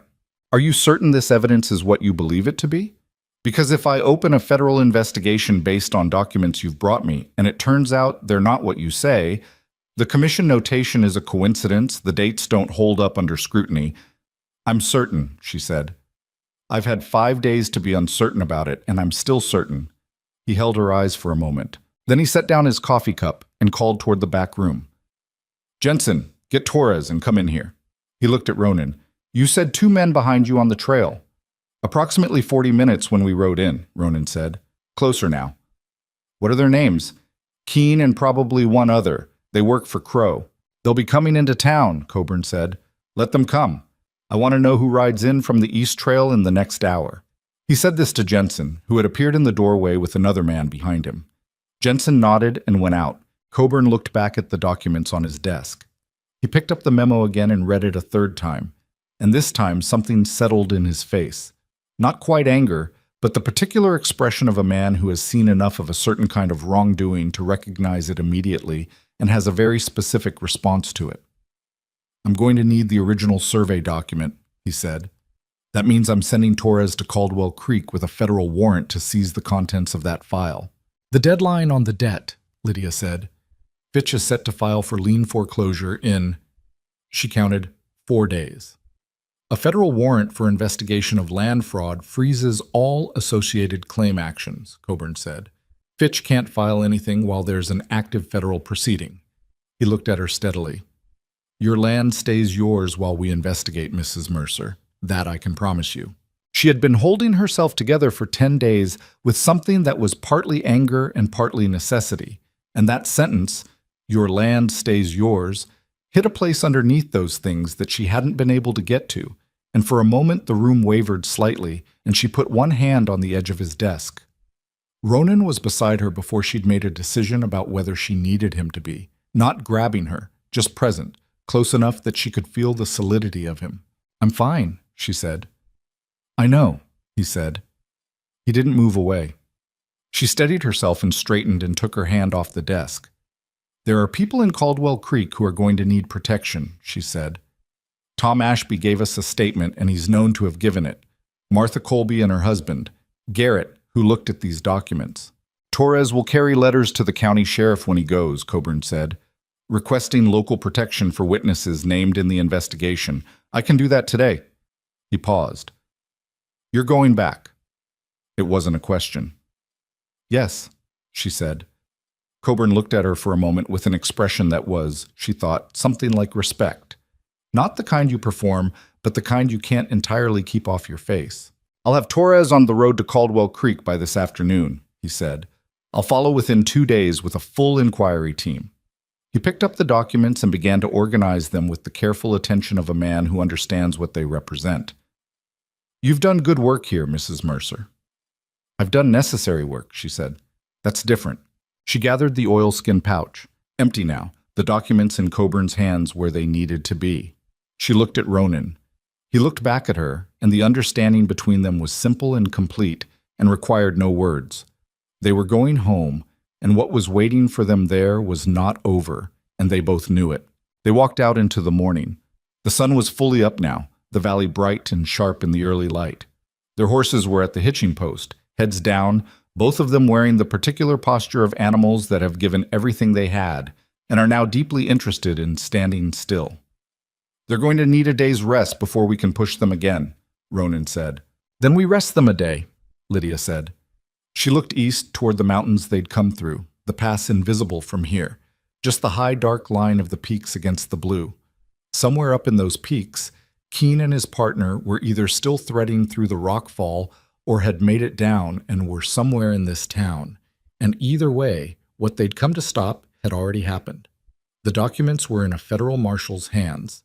The warrant was being written. She breathed in the morning air, which smelled of pine and horse, and the particular smell of a town waking up, which was not so different from any other town waking up, and felt something she hadn't felt since the morning before Thomas died, when she'd woken up early and made coffee and stood on the step in the cool air, watching the light come over the mountain.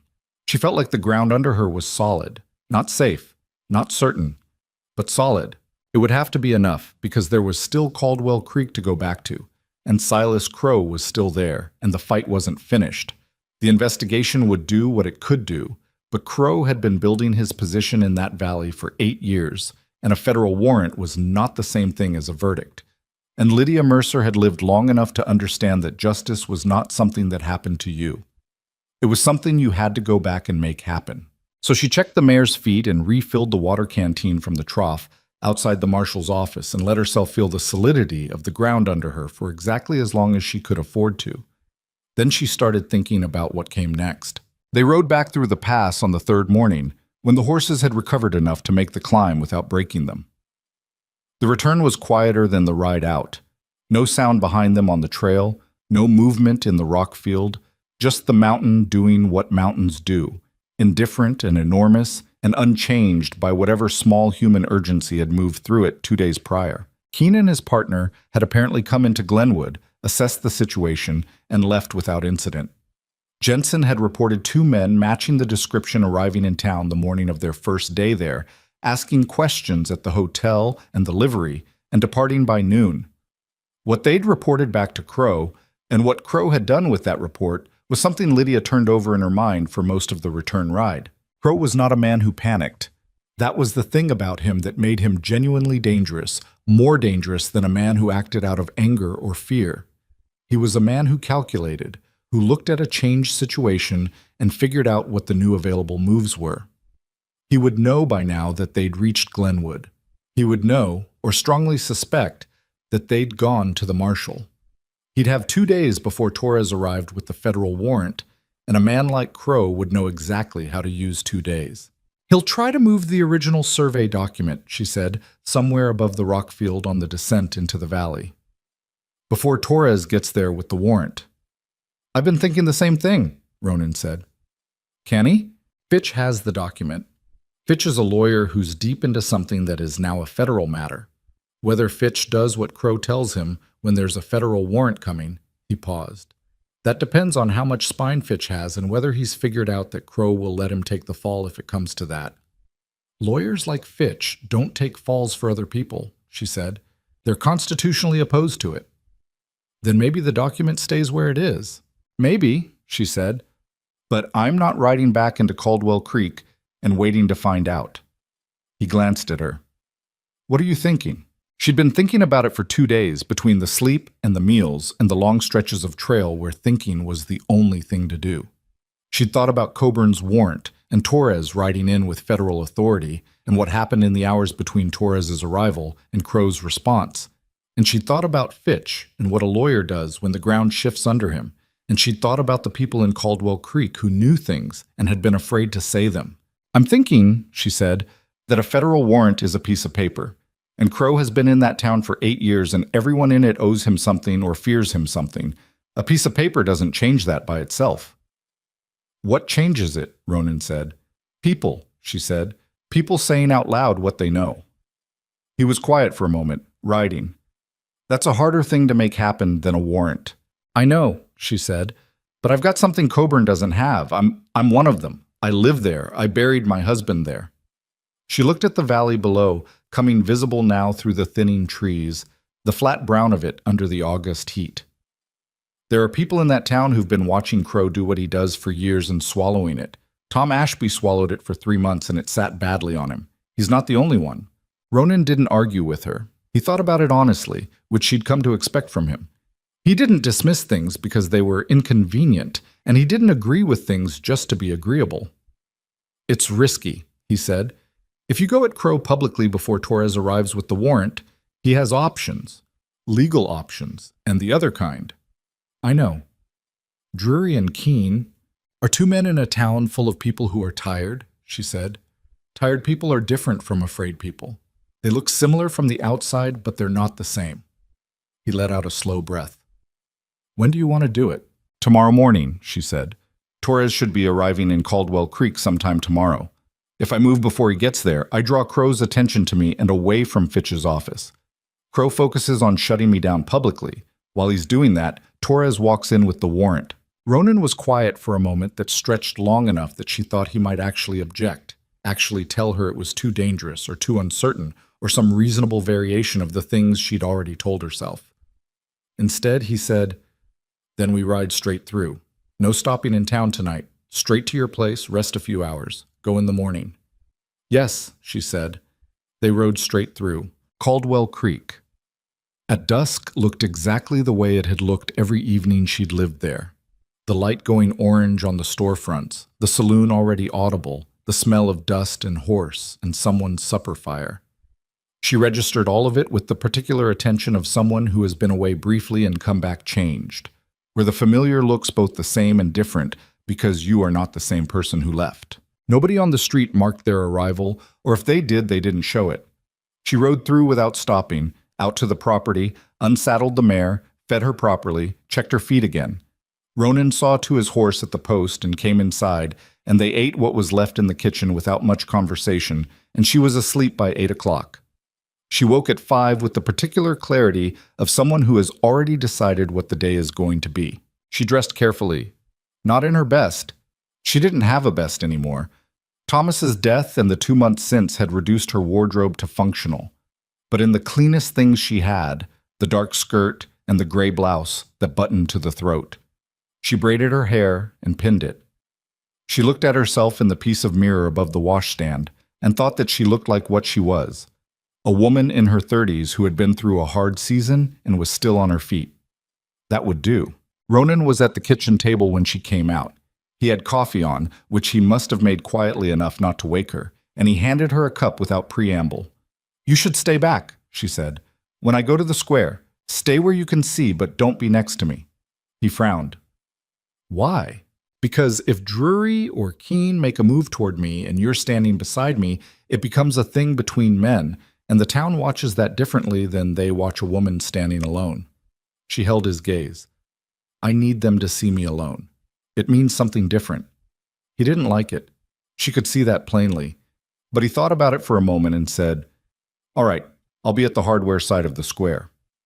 "If something goes wrong, nothing's going to go wrong," he said, with a certainty she recognized as not quite genuine, the kind of certainty you express because the alternative is not useful. "If something goes wrong," she repeated, "get to Torres. He should be coming in from the South Road by mid-morning." He looked at her across the table for a moment. There was something in his face she didn't have a name for exactly. Not worry, or not only worry. Something that was worry and something else. Something that had been building quietly in the last 10 days, the way things build when two people are in close proximity to danger together and have to trust each other with things that matter. She didn't name it. She drank her coffee. They rode into town at 8:30. Main Street was alive with its normal morning business.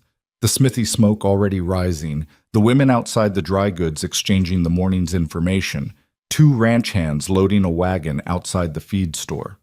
Normal. Ordinary. The specific texture of a morning in a small western town in the summer of 1883 that had been the texture of every morning here for years. She rode to the center of town and dismounted at the post in front of the land office, and tied the mare and stood there for a moment, and then she raised her voice and said, "I need to speak to this town. Anyone who'll listen." It was not a dramatic announcement. She said it in the same tone she'd used to say it was going to rain, because she'd decided that dramatics were not the register she wanted. Dramatics could be dismissed. A woman standing in the middle of the street in a clean gray blouse, speaking in a level voice, was harder to dismiss. A few people looked, then a few more. The nature of small towns being what it is, the looking attracted more looking, and within 3 minutes there were 15 people on or near the street paying attention, with more drifting closer from the edges. She saw, at the far end of the street, Drury. He was standing still, watching her with his flat, worn-down expression. She didn't see Keene. She didn't see Crow yet either. "My name is Lydia Mercer," she said, loud enough to carry without shouting.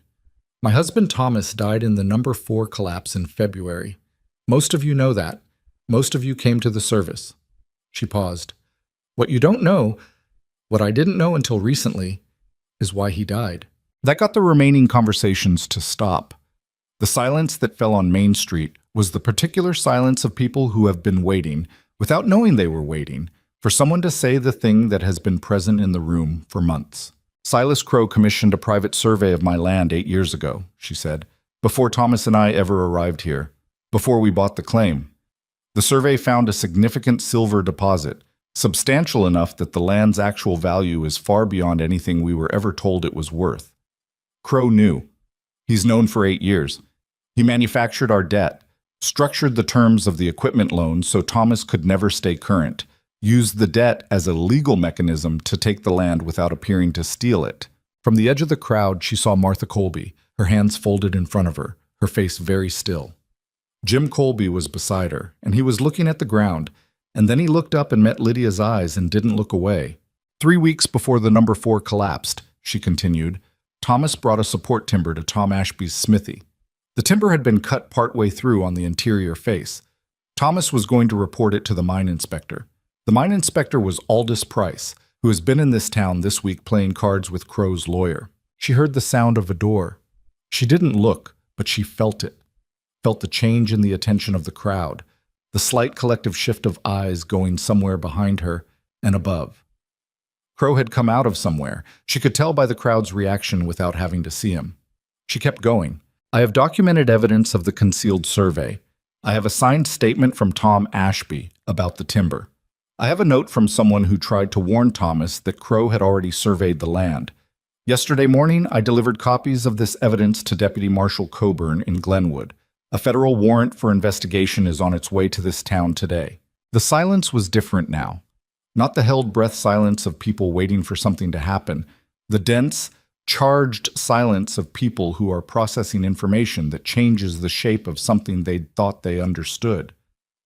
Mrs. Mercer, Crow's voice, behind her and to the right. Pleasant, measured. The voice of a man who has been in difficult situations before and knows that the way you enter them matters. I think perhaps you've had a very difficult few months and don't, she said. She turned to face him. He was on the wooden sidewalk in front of the land office, in his good wool despite the heat, keen visible at the edge of her periphery. Don't do that. Don't speak to me like I'm a woman who's confused about what she knows. A murmur in the crowd. Small, but there. Crow's expression didn't change. What you're describing is a very serious accusation, the kind that carries consequences when it can't be substantiated. The survey is in Fitch's bottom drawer, she said, in a manila folder marked private. The warrant will find it today. Something moved behind Crow's eyes. Very brief, very controlled, but she saw it. The specific reaction of a man who has just been told that someone knows exactly where something is, which raises a question about how they know. Even if such a survey exists, Crow said, and his voice had gone slightly more careful, the pleasantness fractionally reduced. A private survey of land in this territory is hardly evidence of Silas.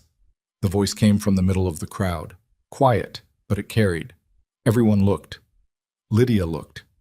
It was Jim Colby. He was standing with his hat in his hands, his eyes on Crow, his face doing the work that faces do when a man is afraid and going ahead anyway. Jim, Martha said low. I work in the land office, Jim said to the assembled street. He wasn't speaking loudly. He didn't need to. I've been processing documents for the last 6 weeks, property liens, claim transfers, debt filings, most of them connected to properties that adjoin or overlap the Mercer claim. He paused. I kept telling myself it was legal process, which it is. The process itself is legal. He looked at Lydia.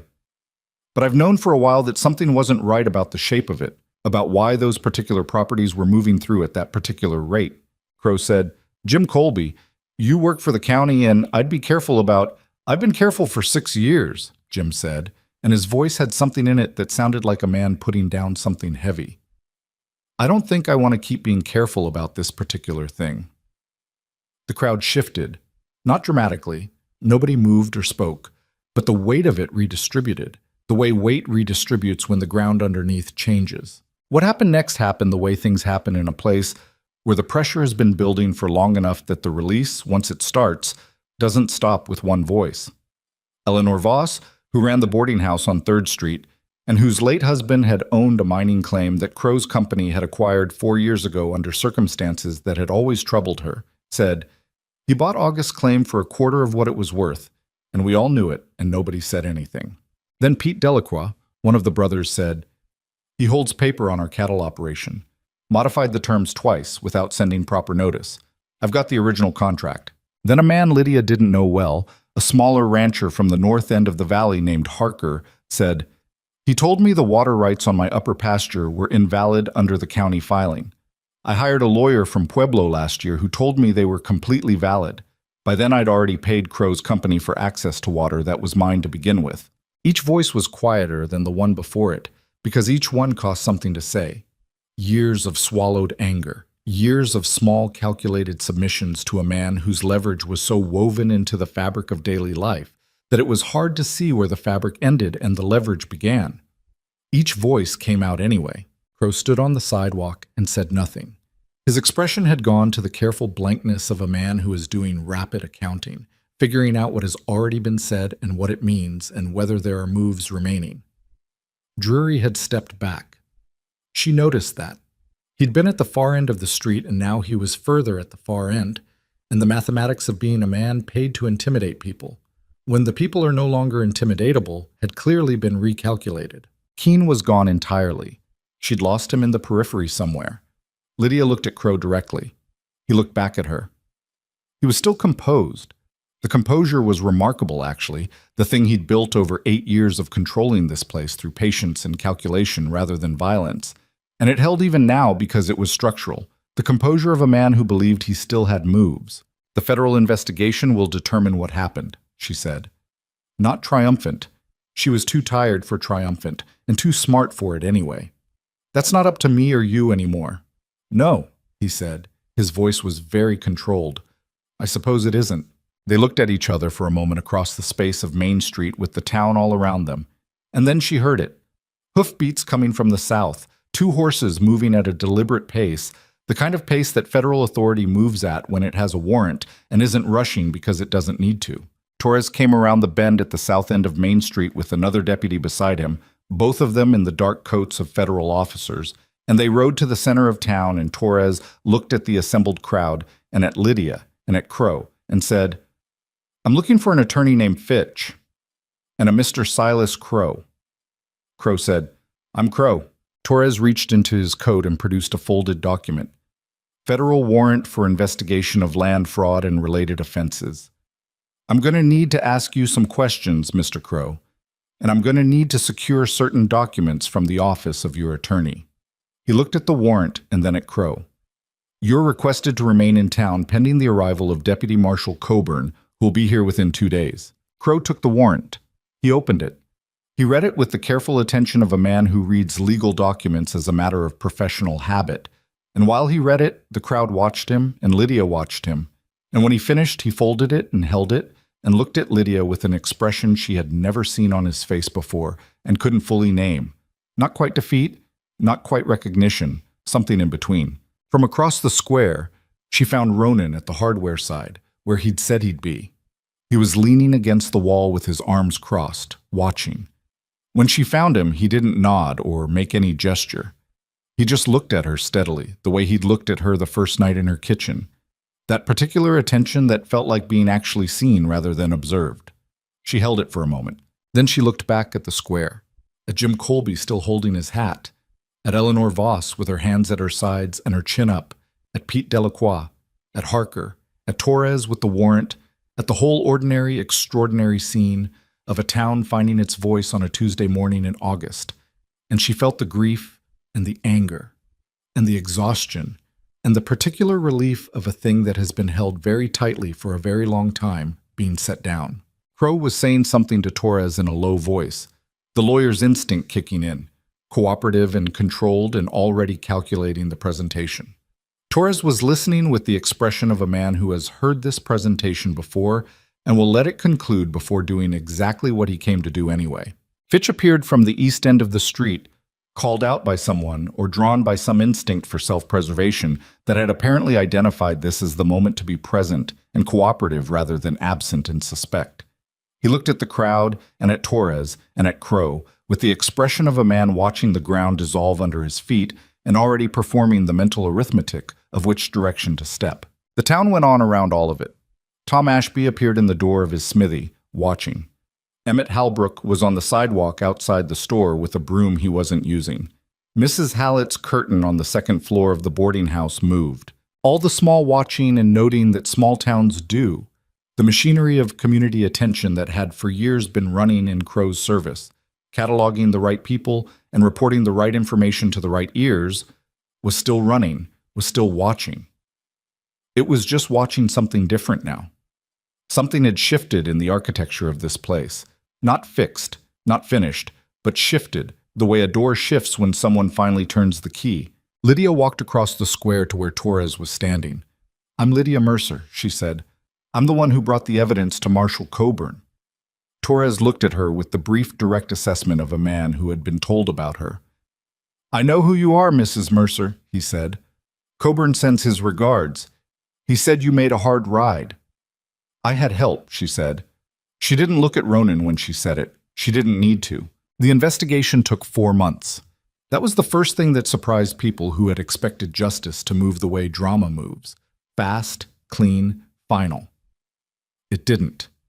It moved the way large institutional machinery moves, which is to say slowly, with setbacks, with moments where the whole thing seemed to stall and then lurched forward again with the grinding sound of something that was always going to get where it was going but wasn't going to be rushed about it. Coburn arrived 2 days after Torres, as promised, with 3 more deputies and a federal land examiner named Park, who wore spectacles and spoke very little and turned out to be the most dangerous person in the room in any proceeding he attended because he understood numbers and documents the way some people understand weather.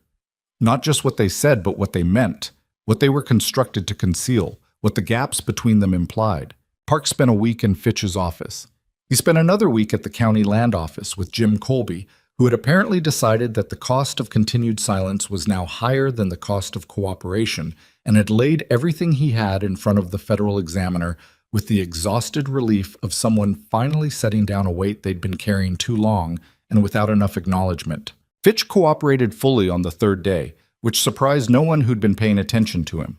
He was a lawyer who had convinced himself he was managing a real estate arrangement and had spent 2 years carefully not looking directly at the things that would have told him he was managing something considerably worse. When the federal warrant arrived and the scope of what was coming became apparent, he sat down with Torres and said he would answer every question completely and honestly. And then he did, for 3 days, in the particular exhaustive way of a man who has been living with a secret that has become too heavy and is genuinely relieved to put it down, regardless of what putting it down costs him. What Fitch knew and told was more than they'd had. He knew about the survey, had known since he'd been hired, had filed it in that bottom drawer with the better lock, because Crow had told him it was proprietary competitive intelligence, and that was the framing Fitch had chosen to accept. He knew about the debt structure, had written the terms himself, had understood what they were designed to do, had told himself that aggressive lending terms were legal and that the Mercer family's ability to service them was their own responsibility. He knew about Price, who had received payments from a Crow-connected account twice in the 18 months before the inspection. Payments Fitch had processed and described in the ledger as consulting fees, which they weren't. What Fitch didn't know, what he said he didn't know, with a specificity that convinced Coburn he was being truthful, was about the timber. He hadn't known about anyone going into the number 4 before the collapse. He hadn't known about the cut support. His memo about not involving direct action had been genuine instruction, and what happened to the number 4 had happened without his knowledge, which meant it had happened outside the channel he represented, which meant Crow had another channel that took 6 more weeks to find. It was Park who found it, in a set of accounts that ran through a shell company registered in Nevada, accounts that had made 3 payments to a man named Calvin Reese, who had worked briefly as a contract laborer for the number 4 in the months before the collapse and had left the area the week after it happened and had been in El Paso since then, working at a livery. A deputy marshal out of El Paso brought Reese back to Colorado in October. He was 26 years old and had the look of someone who had not slept properly in 8 months, which was approximately how long he'd been carrying the knowledge of what he'd done and why he'd done it, and what it had cost people who hadn't deserved it. He confessed in 2 hours. He'd been paid $40 to weaken 3 support timbers on the interior face of the main shaft.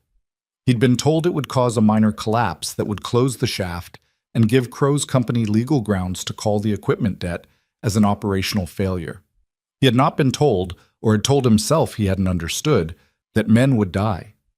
When Men died, he'd taken his $40 and left and had been living with it in El Paso at the livery, sleeping badly and drinking more than he should, and trying not to think about the 3 names that had been in the newspaper report he'd read 6 times because he couldn't make himself stop reading it. Lydia was not in the room when Reese confessed. Coburn offered, and she declined. She knew she would want to be in the room, wanted to look at the man who had put a saw to a timber that killed Thomas, wanted to hear him say it in her presence. And she understood that wanting this and it being good for her were different questions. So she sat on the bench outside the marshal's temporary office in Caldwell Creek, which Coburn had requisitioned for the duration, and she waited. And when Coburn came out and sat beside her and told her what Reese had said, she listened to every word and then sat with it for a while. $40, she said. Yes. She breathed in through her nose and out slowly. Thomas's life was worth $40 to someone. Thomas's life wasn't worth anything to Crow, Coburn said. He wasn't trying to soften it. She appreciated that. That's not better, I know. But it's accurate. You weren't a person to him. You were an obstacle. The $40 was the cheapest way to move the obstacle. She sat with that for a while, too. What happens to Reese, she said. Accessory to manslaughter at minimum. Probably more depending on how the judge reads the premeditation question. He paused. He'll do time. And Crow. Fraud counts are solid. The survey concealment, the debt manipulation, the payments to Price. The manslaughter connection through Reese is strong enough that the district attorney is confident. He looked at her. He'll go to prison, Mrs. Mercer. I can't tell you for how long until a judge decides. But he'll go. She nodded. There was a version of herself she'd imagined, back in the first weeks of all this, that would feel something large and satisfying at this point. Something that felt like the scales balancing, the account settling. What she actually felt was smaller and more complicated than that. Relief, yes, but also the specific grief of understanding that Crow going to prison did not bring Thomas back and was not designed to, that justice and restoration were different things, and the law could deliver one of them. Thomas was still gone. $40 and a man named Reese and a collapsed shaft, and Thomas was still gone. And that was the specific weight she was going to carry for the rest of her life, regardless of what happened to Silas Crow. She knew that. She'd known it. She let herself know it fully, sitting on that bench in October with the first cold of the season in the air and the mountains above the town beginning to show snow on the high peaks. Then she stood up and went back to work. The trial was in January in Leadville, which had a federal courthouse and a judge named Arlen Marsh, who had the reputation of being difficult to impress and impossible to intimidate, both of which qualities seemed appropriate to the occasion. Crow arrived with 2 lawyers from Denver, which was his right, and they were competent men who did what competent defense lawyers do. They challenged the chain of evidence. They questioned Fitch's credibility as a cooperative witness. They argued that the survey commission was legal business activity and that the connection between Crow and Reese was insufficiently established by the paper trail alone. Reese testified in person. He sat in the witness chair and answered questions in the flat, careful voice of someone who has decided to tell the truth completely and accept what follows.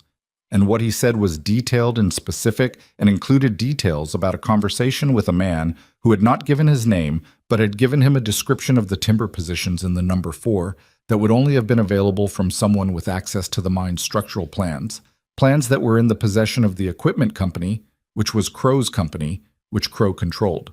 Tom Ashby testified about the timber he'd examined. He was better on the stand than Lydia had expected. Solid, clear, no hedging. The kind of testimony that came from a man who was saying exactly what he'd seen and had nothing to add to it and nothing to take away. Park testified for an afternoon about the financial documents, and watching him work through the numbers with the judge was like watching someone operate a very precise instrument, methodical, unshowy, devastating in the cumulative effect. Lydia testified on the 3rd day. She told what she knew in the order she'd learned it, starting with the 13 cents and ending with the mountain pass. And she answered the defense lawyer's questions in the same level voice she'd used on Main Street in August, because that voice was the one that cost her the most to maintain, and was therefore the one she trusted most. She did not cry on the stand. She had done her crying in private, the way she did most things that mattered. Crow was convicted on 4 counts of fraud and 1 count of conspiracy to commit manslaughter. The judge sentenced him to 14 years in the federal penitentiary at Cannon City. Price received 3 years for accepting payments in exchange for a falsified inspection report. Reese received 7 years, reduced from 10 in acknowledgement of his cooperation. Fitch received a fine and a suspended sentence and the permanent revocation of his law license, which Lydia thought was probably the punishment that suited him most precisely. A man for whom his professional identity was everything, losing the thing that told him who he was. She was not in the courtroom when the sentences were read. She'd been there for the verdict, had heard guilty 4 times, and then once more. And then she had walked out into the January cold of Leadville and stood on the courthouse steps and breathed the thin, high-altitude air and looked at the mountains that were visible from everywhere in this part of Colorado, constant and unmoved by the proceedings of men. And she had stood there until Ronan came out behind her and stood beside her without touching her and said nothing. After a while, she said, "It doesn't feel the way I thought it would." "No," he said. "I thought it would feel more like—" She searched for the word. "Like something was fixed," he said. "Yes." "Nothing that got broke got fixed today," he said. "What happened today is that somebody got held to account for breaking it. That's different." She looked at him. He was looking at the mountains. "Is that enough?" she said.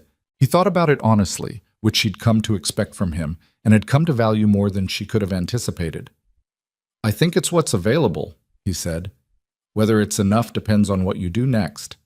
She thought about that for a moment, and then she almost smiled, which was the closest she'd come to smiling in 4 months, and felt strange on her face, the way things feel when muscles haven't been used in a while. "I have an idea about what to do next," she said. She'd been thinking about it since October, since the morning she'd sat on the bench outside Coburn's office and understood the difference between justice and restoration. The silver deposit was hers now, confirmed by the federal land examination, the claim clear and undisputed, the assay values from the private survey verified by Park's team and found to be, if anything, conservative. The potential value of the Mercer claim, properly worked with proper equipment and proper expertise, was a number that still felt unreal when she looked at it written down. She didn't need all of it. She'd worked it out with Garrett, who turned out to be more genuinely useful now that he wasn't operating in Crow's shadow, and with a mining engineer named Stills, who came out from Denver in November and spent 3 days examining the deposit and came back with projections that made him visibly excited in the controlled way of men who consider visible excitement unprofessional. She'd worked it out, and she'd thought about it, and she'd talked to a few people. Jim Colby, Eleanor Voss, Pete Delacroix. And by the time January came, she knew what she was going to do. She called it a cooperative. The word was new enough in 1884 that she had to explain it to most people she told, which she did in the plain, specific language she'd decided was the only language worth using for things that mattered. The mine would be worked. It would be worked properly, with engineers and equipment and safety standards that would have prevented what happened to Thomas, which meant spending money before making money, which meant she needed investors, and the investors she chose were the widows and miners and families that Crow's operations had harmed. Eleanor Voss put in $200 that she'd been keeping in a strongbox since August's death. Pete Delacroix put in the cash value of 3 cattle he sold specifically for the purpose, which was enough to make her throat tight when he handed it to her. Jim Colby put in $50 and his expertise in land documentation, which turned out to be worth more than the $50. Tom Ashby put in nothing in cash because he didn't have it, but he committed to building the mine infrastructure at cost, which was a contribution that turned out to be quietly enormous. 14 families invested, some of them a little, some of them more than they could really afford, all of them people who had been living in the shape that Crow's decade in the valley had imposed on them and were now, carefully and with full awareness of the risk, choosing a different shape. Ronan put in nothing in cash either. He'd never had much cash and had never needed much. What he put in was harder to quantify. He spent the winter running survey lines with the mining engineer using the terrain knowledge he'd spent 7 years accumulating, and he built a road up to the mine entrance that cut 3 hours off the supply run. And he was present in the various meetings and negotiations and moments of crisis in the way that a person is present when they've decided something matters enough to show up for it consistently. She noticed this. She noticed most things about him by now with the specific attention that comes from having been through something hard together and come out knowing someone's quality. They didn't talk about it directly. This was partly her and partly him, and partly the specific difficulty of two people who have both learned to carry things alone, figuring out how to be something different. It was not a quick process. It was not a smooth process.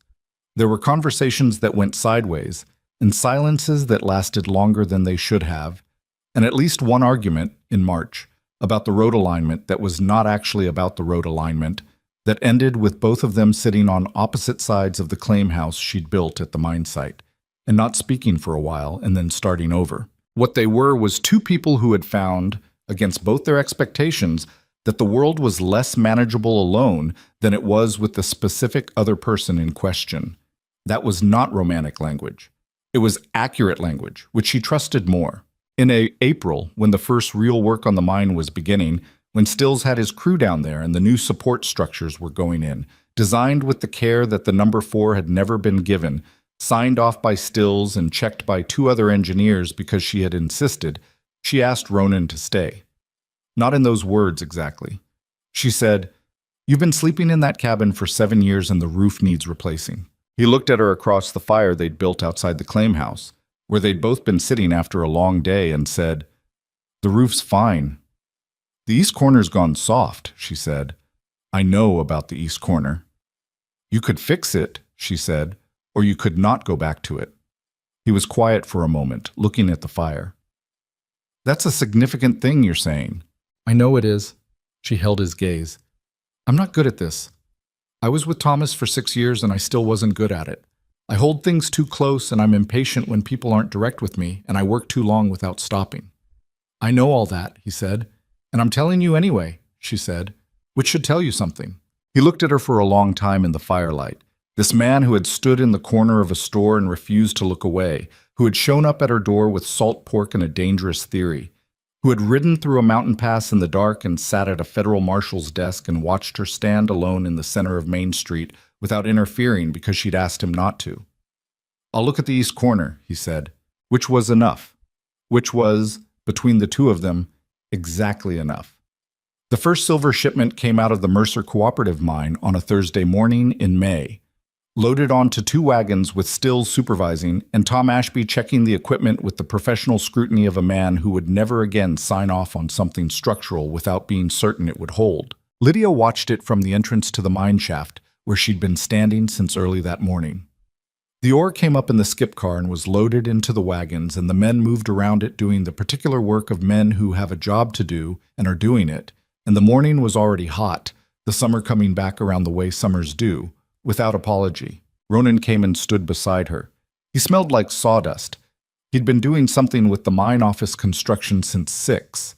And he looked at the wagons with an expression she recognized as satisfaction, the real kind, the kind that came from a thing being done that was worth doing. She looked at the mine entrance. This hole in the mountain that her husband had worked and believed in and died in, that Crow had schemed for 8 years to take, that had cost more than it should have cost to get to this Thursday morning in May.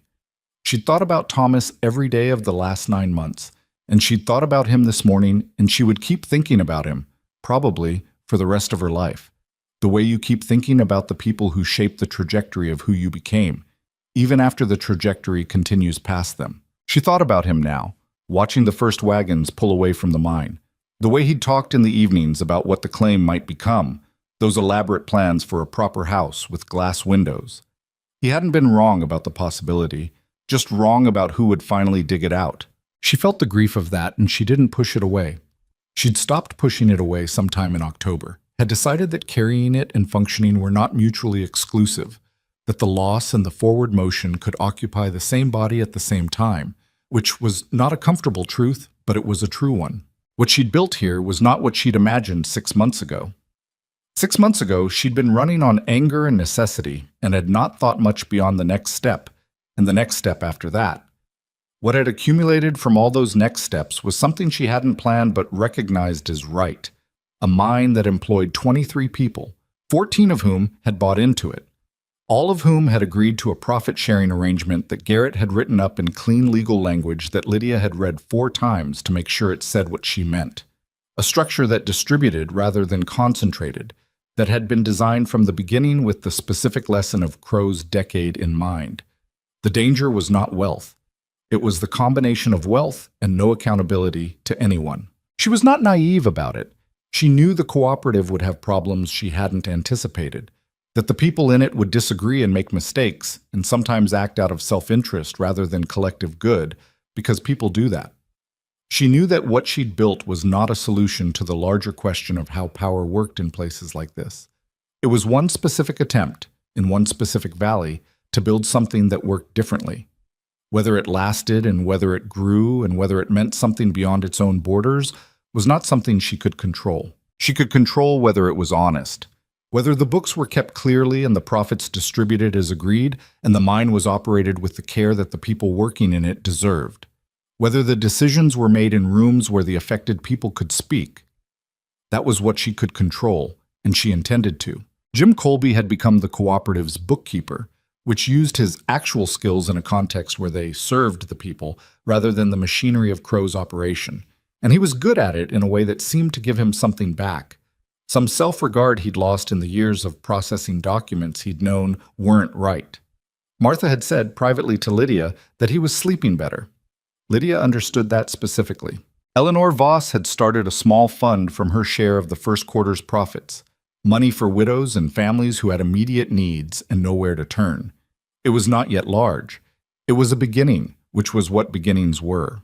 The town was not healed. She wanted to be clear about that, even in her own mind. Healing was a word that implied a return to a prior state, and the prior state of Caldwell Creek had been a place where one man controlled the conditions of everyone else's survival through the patient accumulation of leverage, and nobody wanted to return to that. What was happening was different, not healing but rebuilding, which was harder because you were building something that hadn't existed before rather than restoring something that had, and you didn't have a blueprint. But Caldwell Creek looked different on a Thursday morning in May than it had looked the previous August. Not dramatically different, not the way places look in stories where justice transforms everything overnight. Differently in the way that places look when the pressure that had been sitting on them lifts. A slight easing, a slight opening, the way air tastes different after a storm has passed, and the sky is not entirely clear yet, but the worst of it is done. She stood at the mine entrance and watched the wagons until they were out of sight down the road. Around her, the men who'd been loading went back to their various tasks, and the mountain morning did what mountain mornings do. It got warmer, the light shifted. A hawk moved in the updraft above the eastern ridge. "What are you thinking?" Ronan said. She thought about it for a moment. What she was thinking was layered and not entirely sorted, and some of it was grief, and some of it was satisfaction, and some of it was something that didn't have a simple name. The specific feeling of having done the thing that was in front of you to do, and having done it the way you'd meant to, and not knowing what came next, but being, for this specific moment, at rest with that. "I'm thinking Thomas would have wanted more glass windows," she said. Ronan was quiet for a moment, and then said, "We can do windows." And she thought she might have actually laughed at that, a short, real laugh, the kind that surprises you. She looked at the mine entrance one more time. The ore was gone. The wagons were gone. What remained was the opening into the mountain and the work that would come back tomorrow, and the morning air and the man beside her who had refused to look away when it would have been easier and more comfortable to look away, and who was standing close enough that she could feel the warmth of him without either of them making a point of it. Nobody gets through this life without losing something that mattered, and most people don't get back anything close to what they lost. What they get, if they're paying attention and willing to keep moving when moving is very hard, is the chance to build something that incorporates the loss without being only about the loss. Something that turns the specific, terrible education of what happened to you into something that is at least useful to other people. Lydia Mercer was 34 years old in May of 1884, and she was not happy in the uncomplicated way that people who have not been through much are sometimes happy. She was something harder to achieve than that. She was present. She was clear about what mattered. She was in motion. She turned away from the mine entrance and started walking down toward the claim house where there was work waiting, and Ronan fell into step beside her the way he'd been falling into step beside her for 9 months. And the mountain morning continued around them without ceremony, and that was enough. That was, in the end, exactly enough.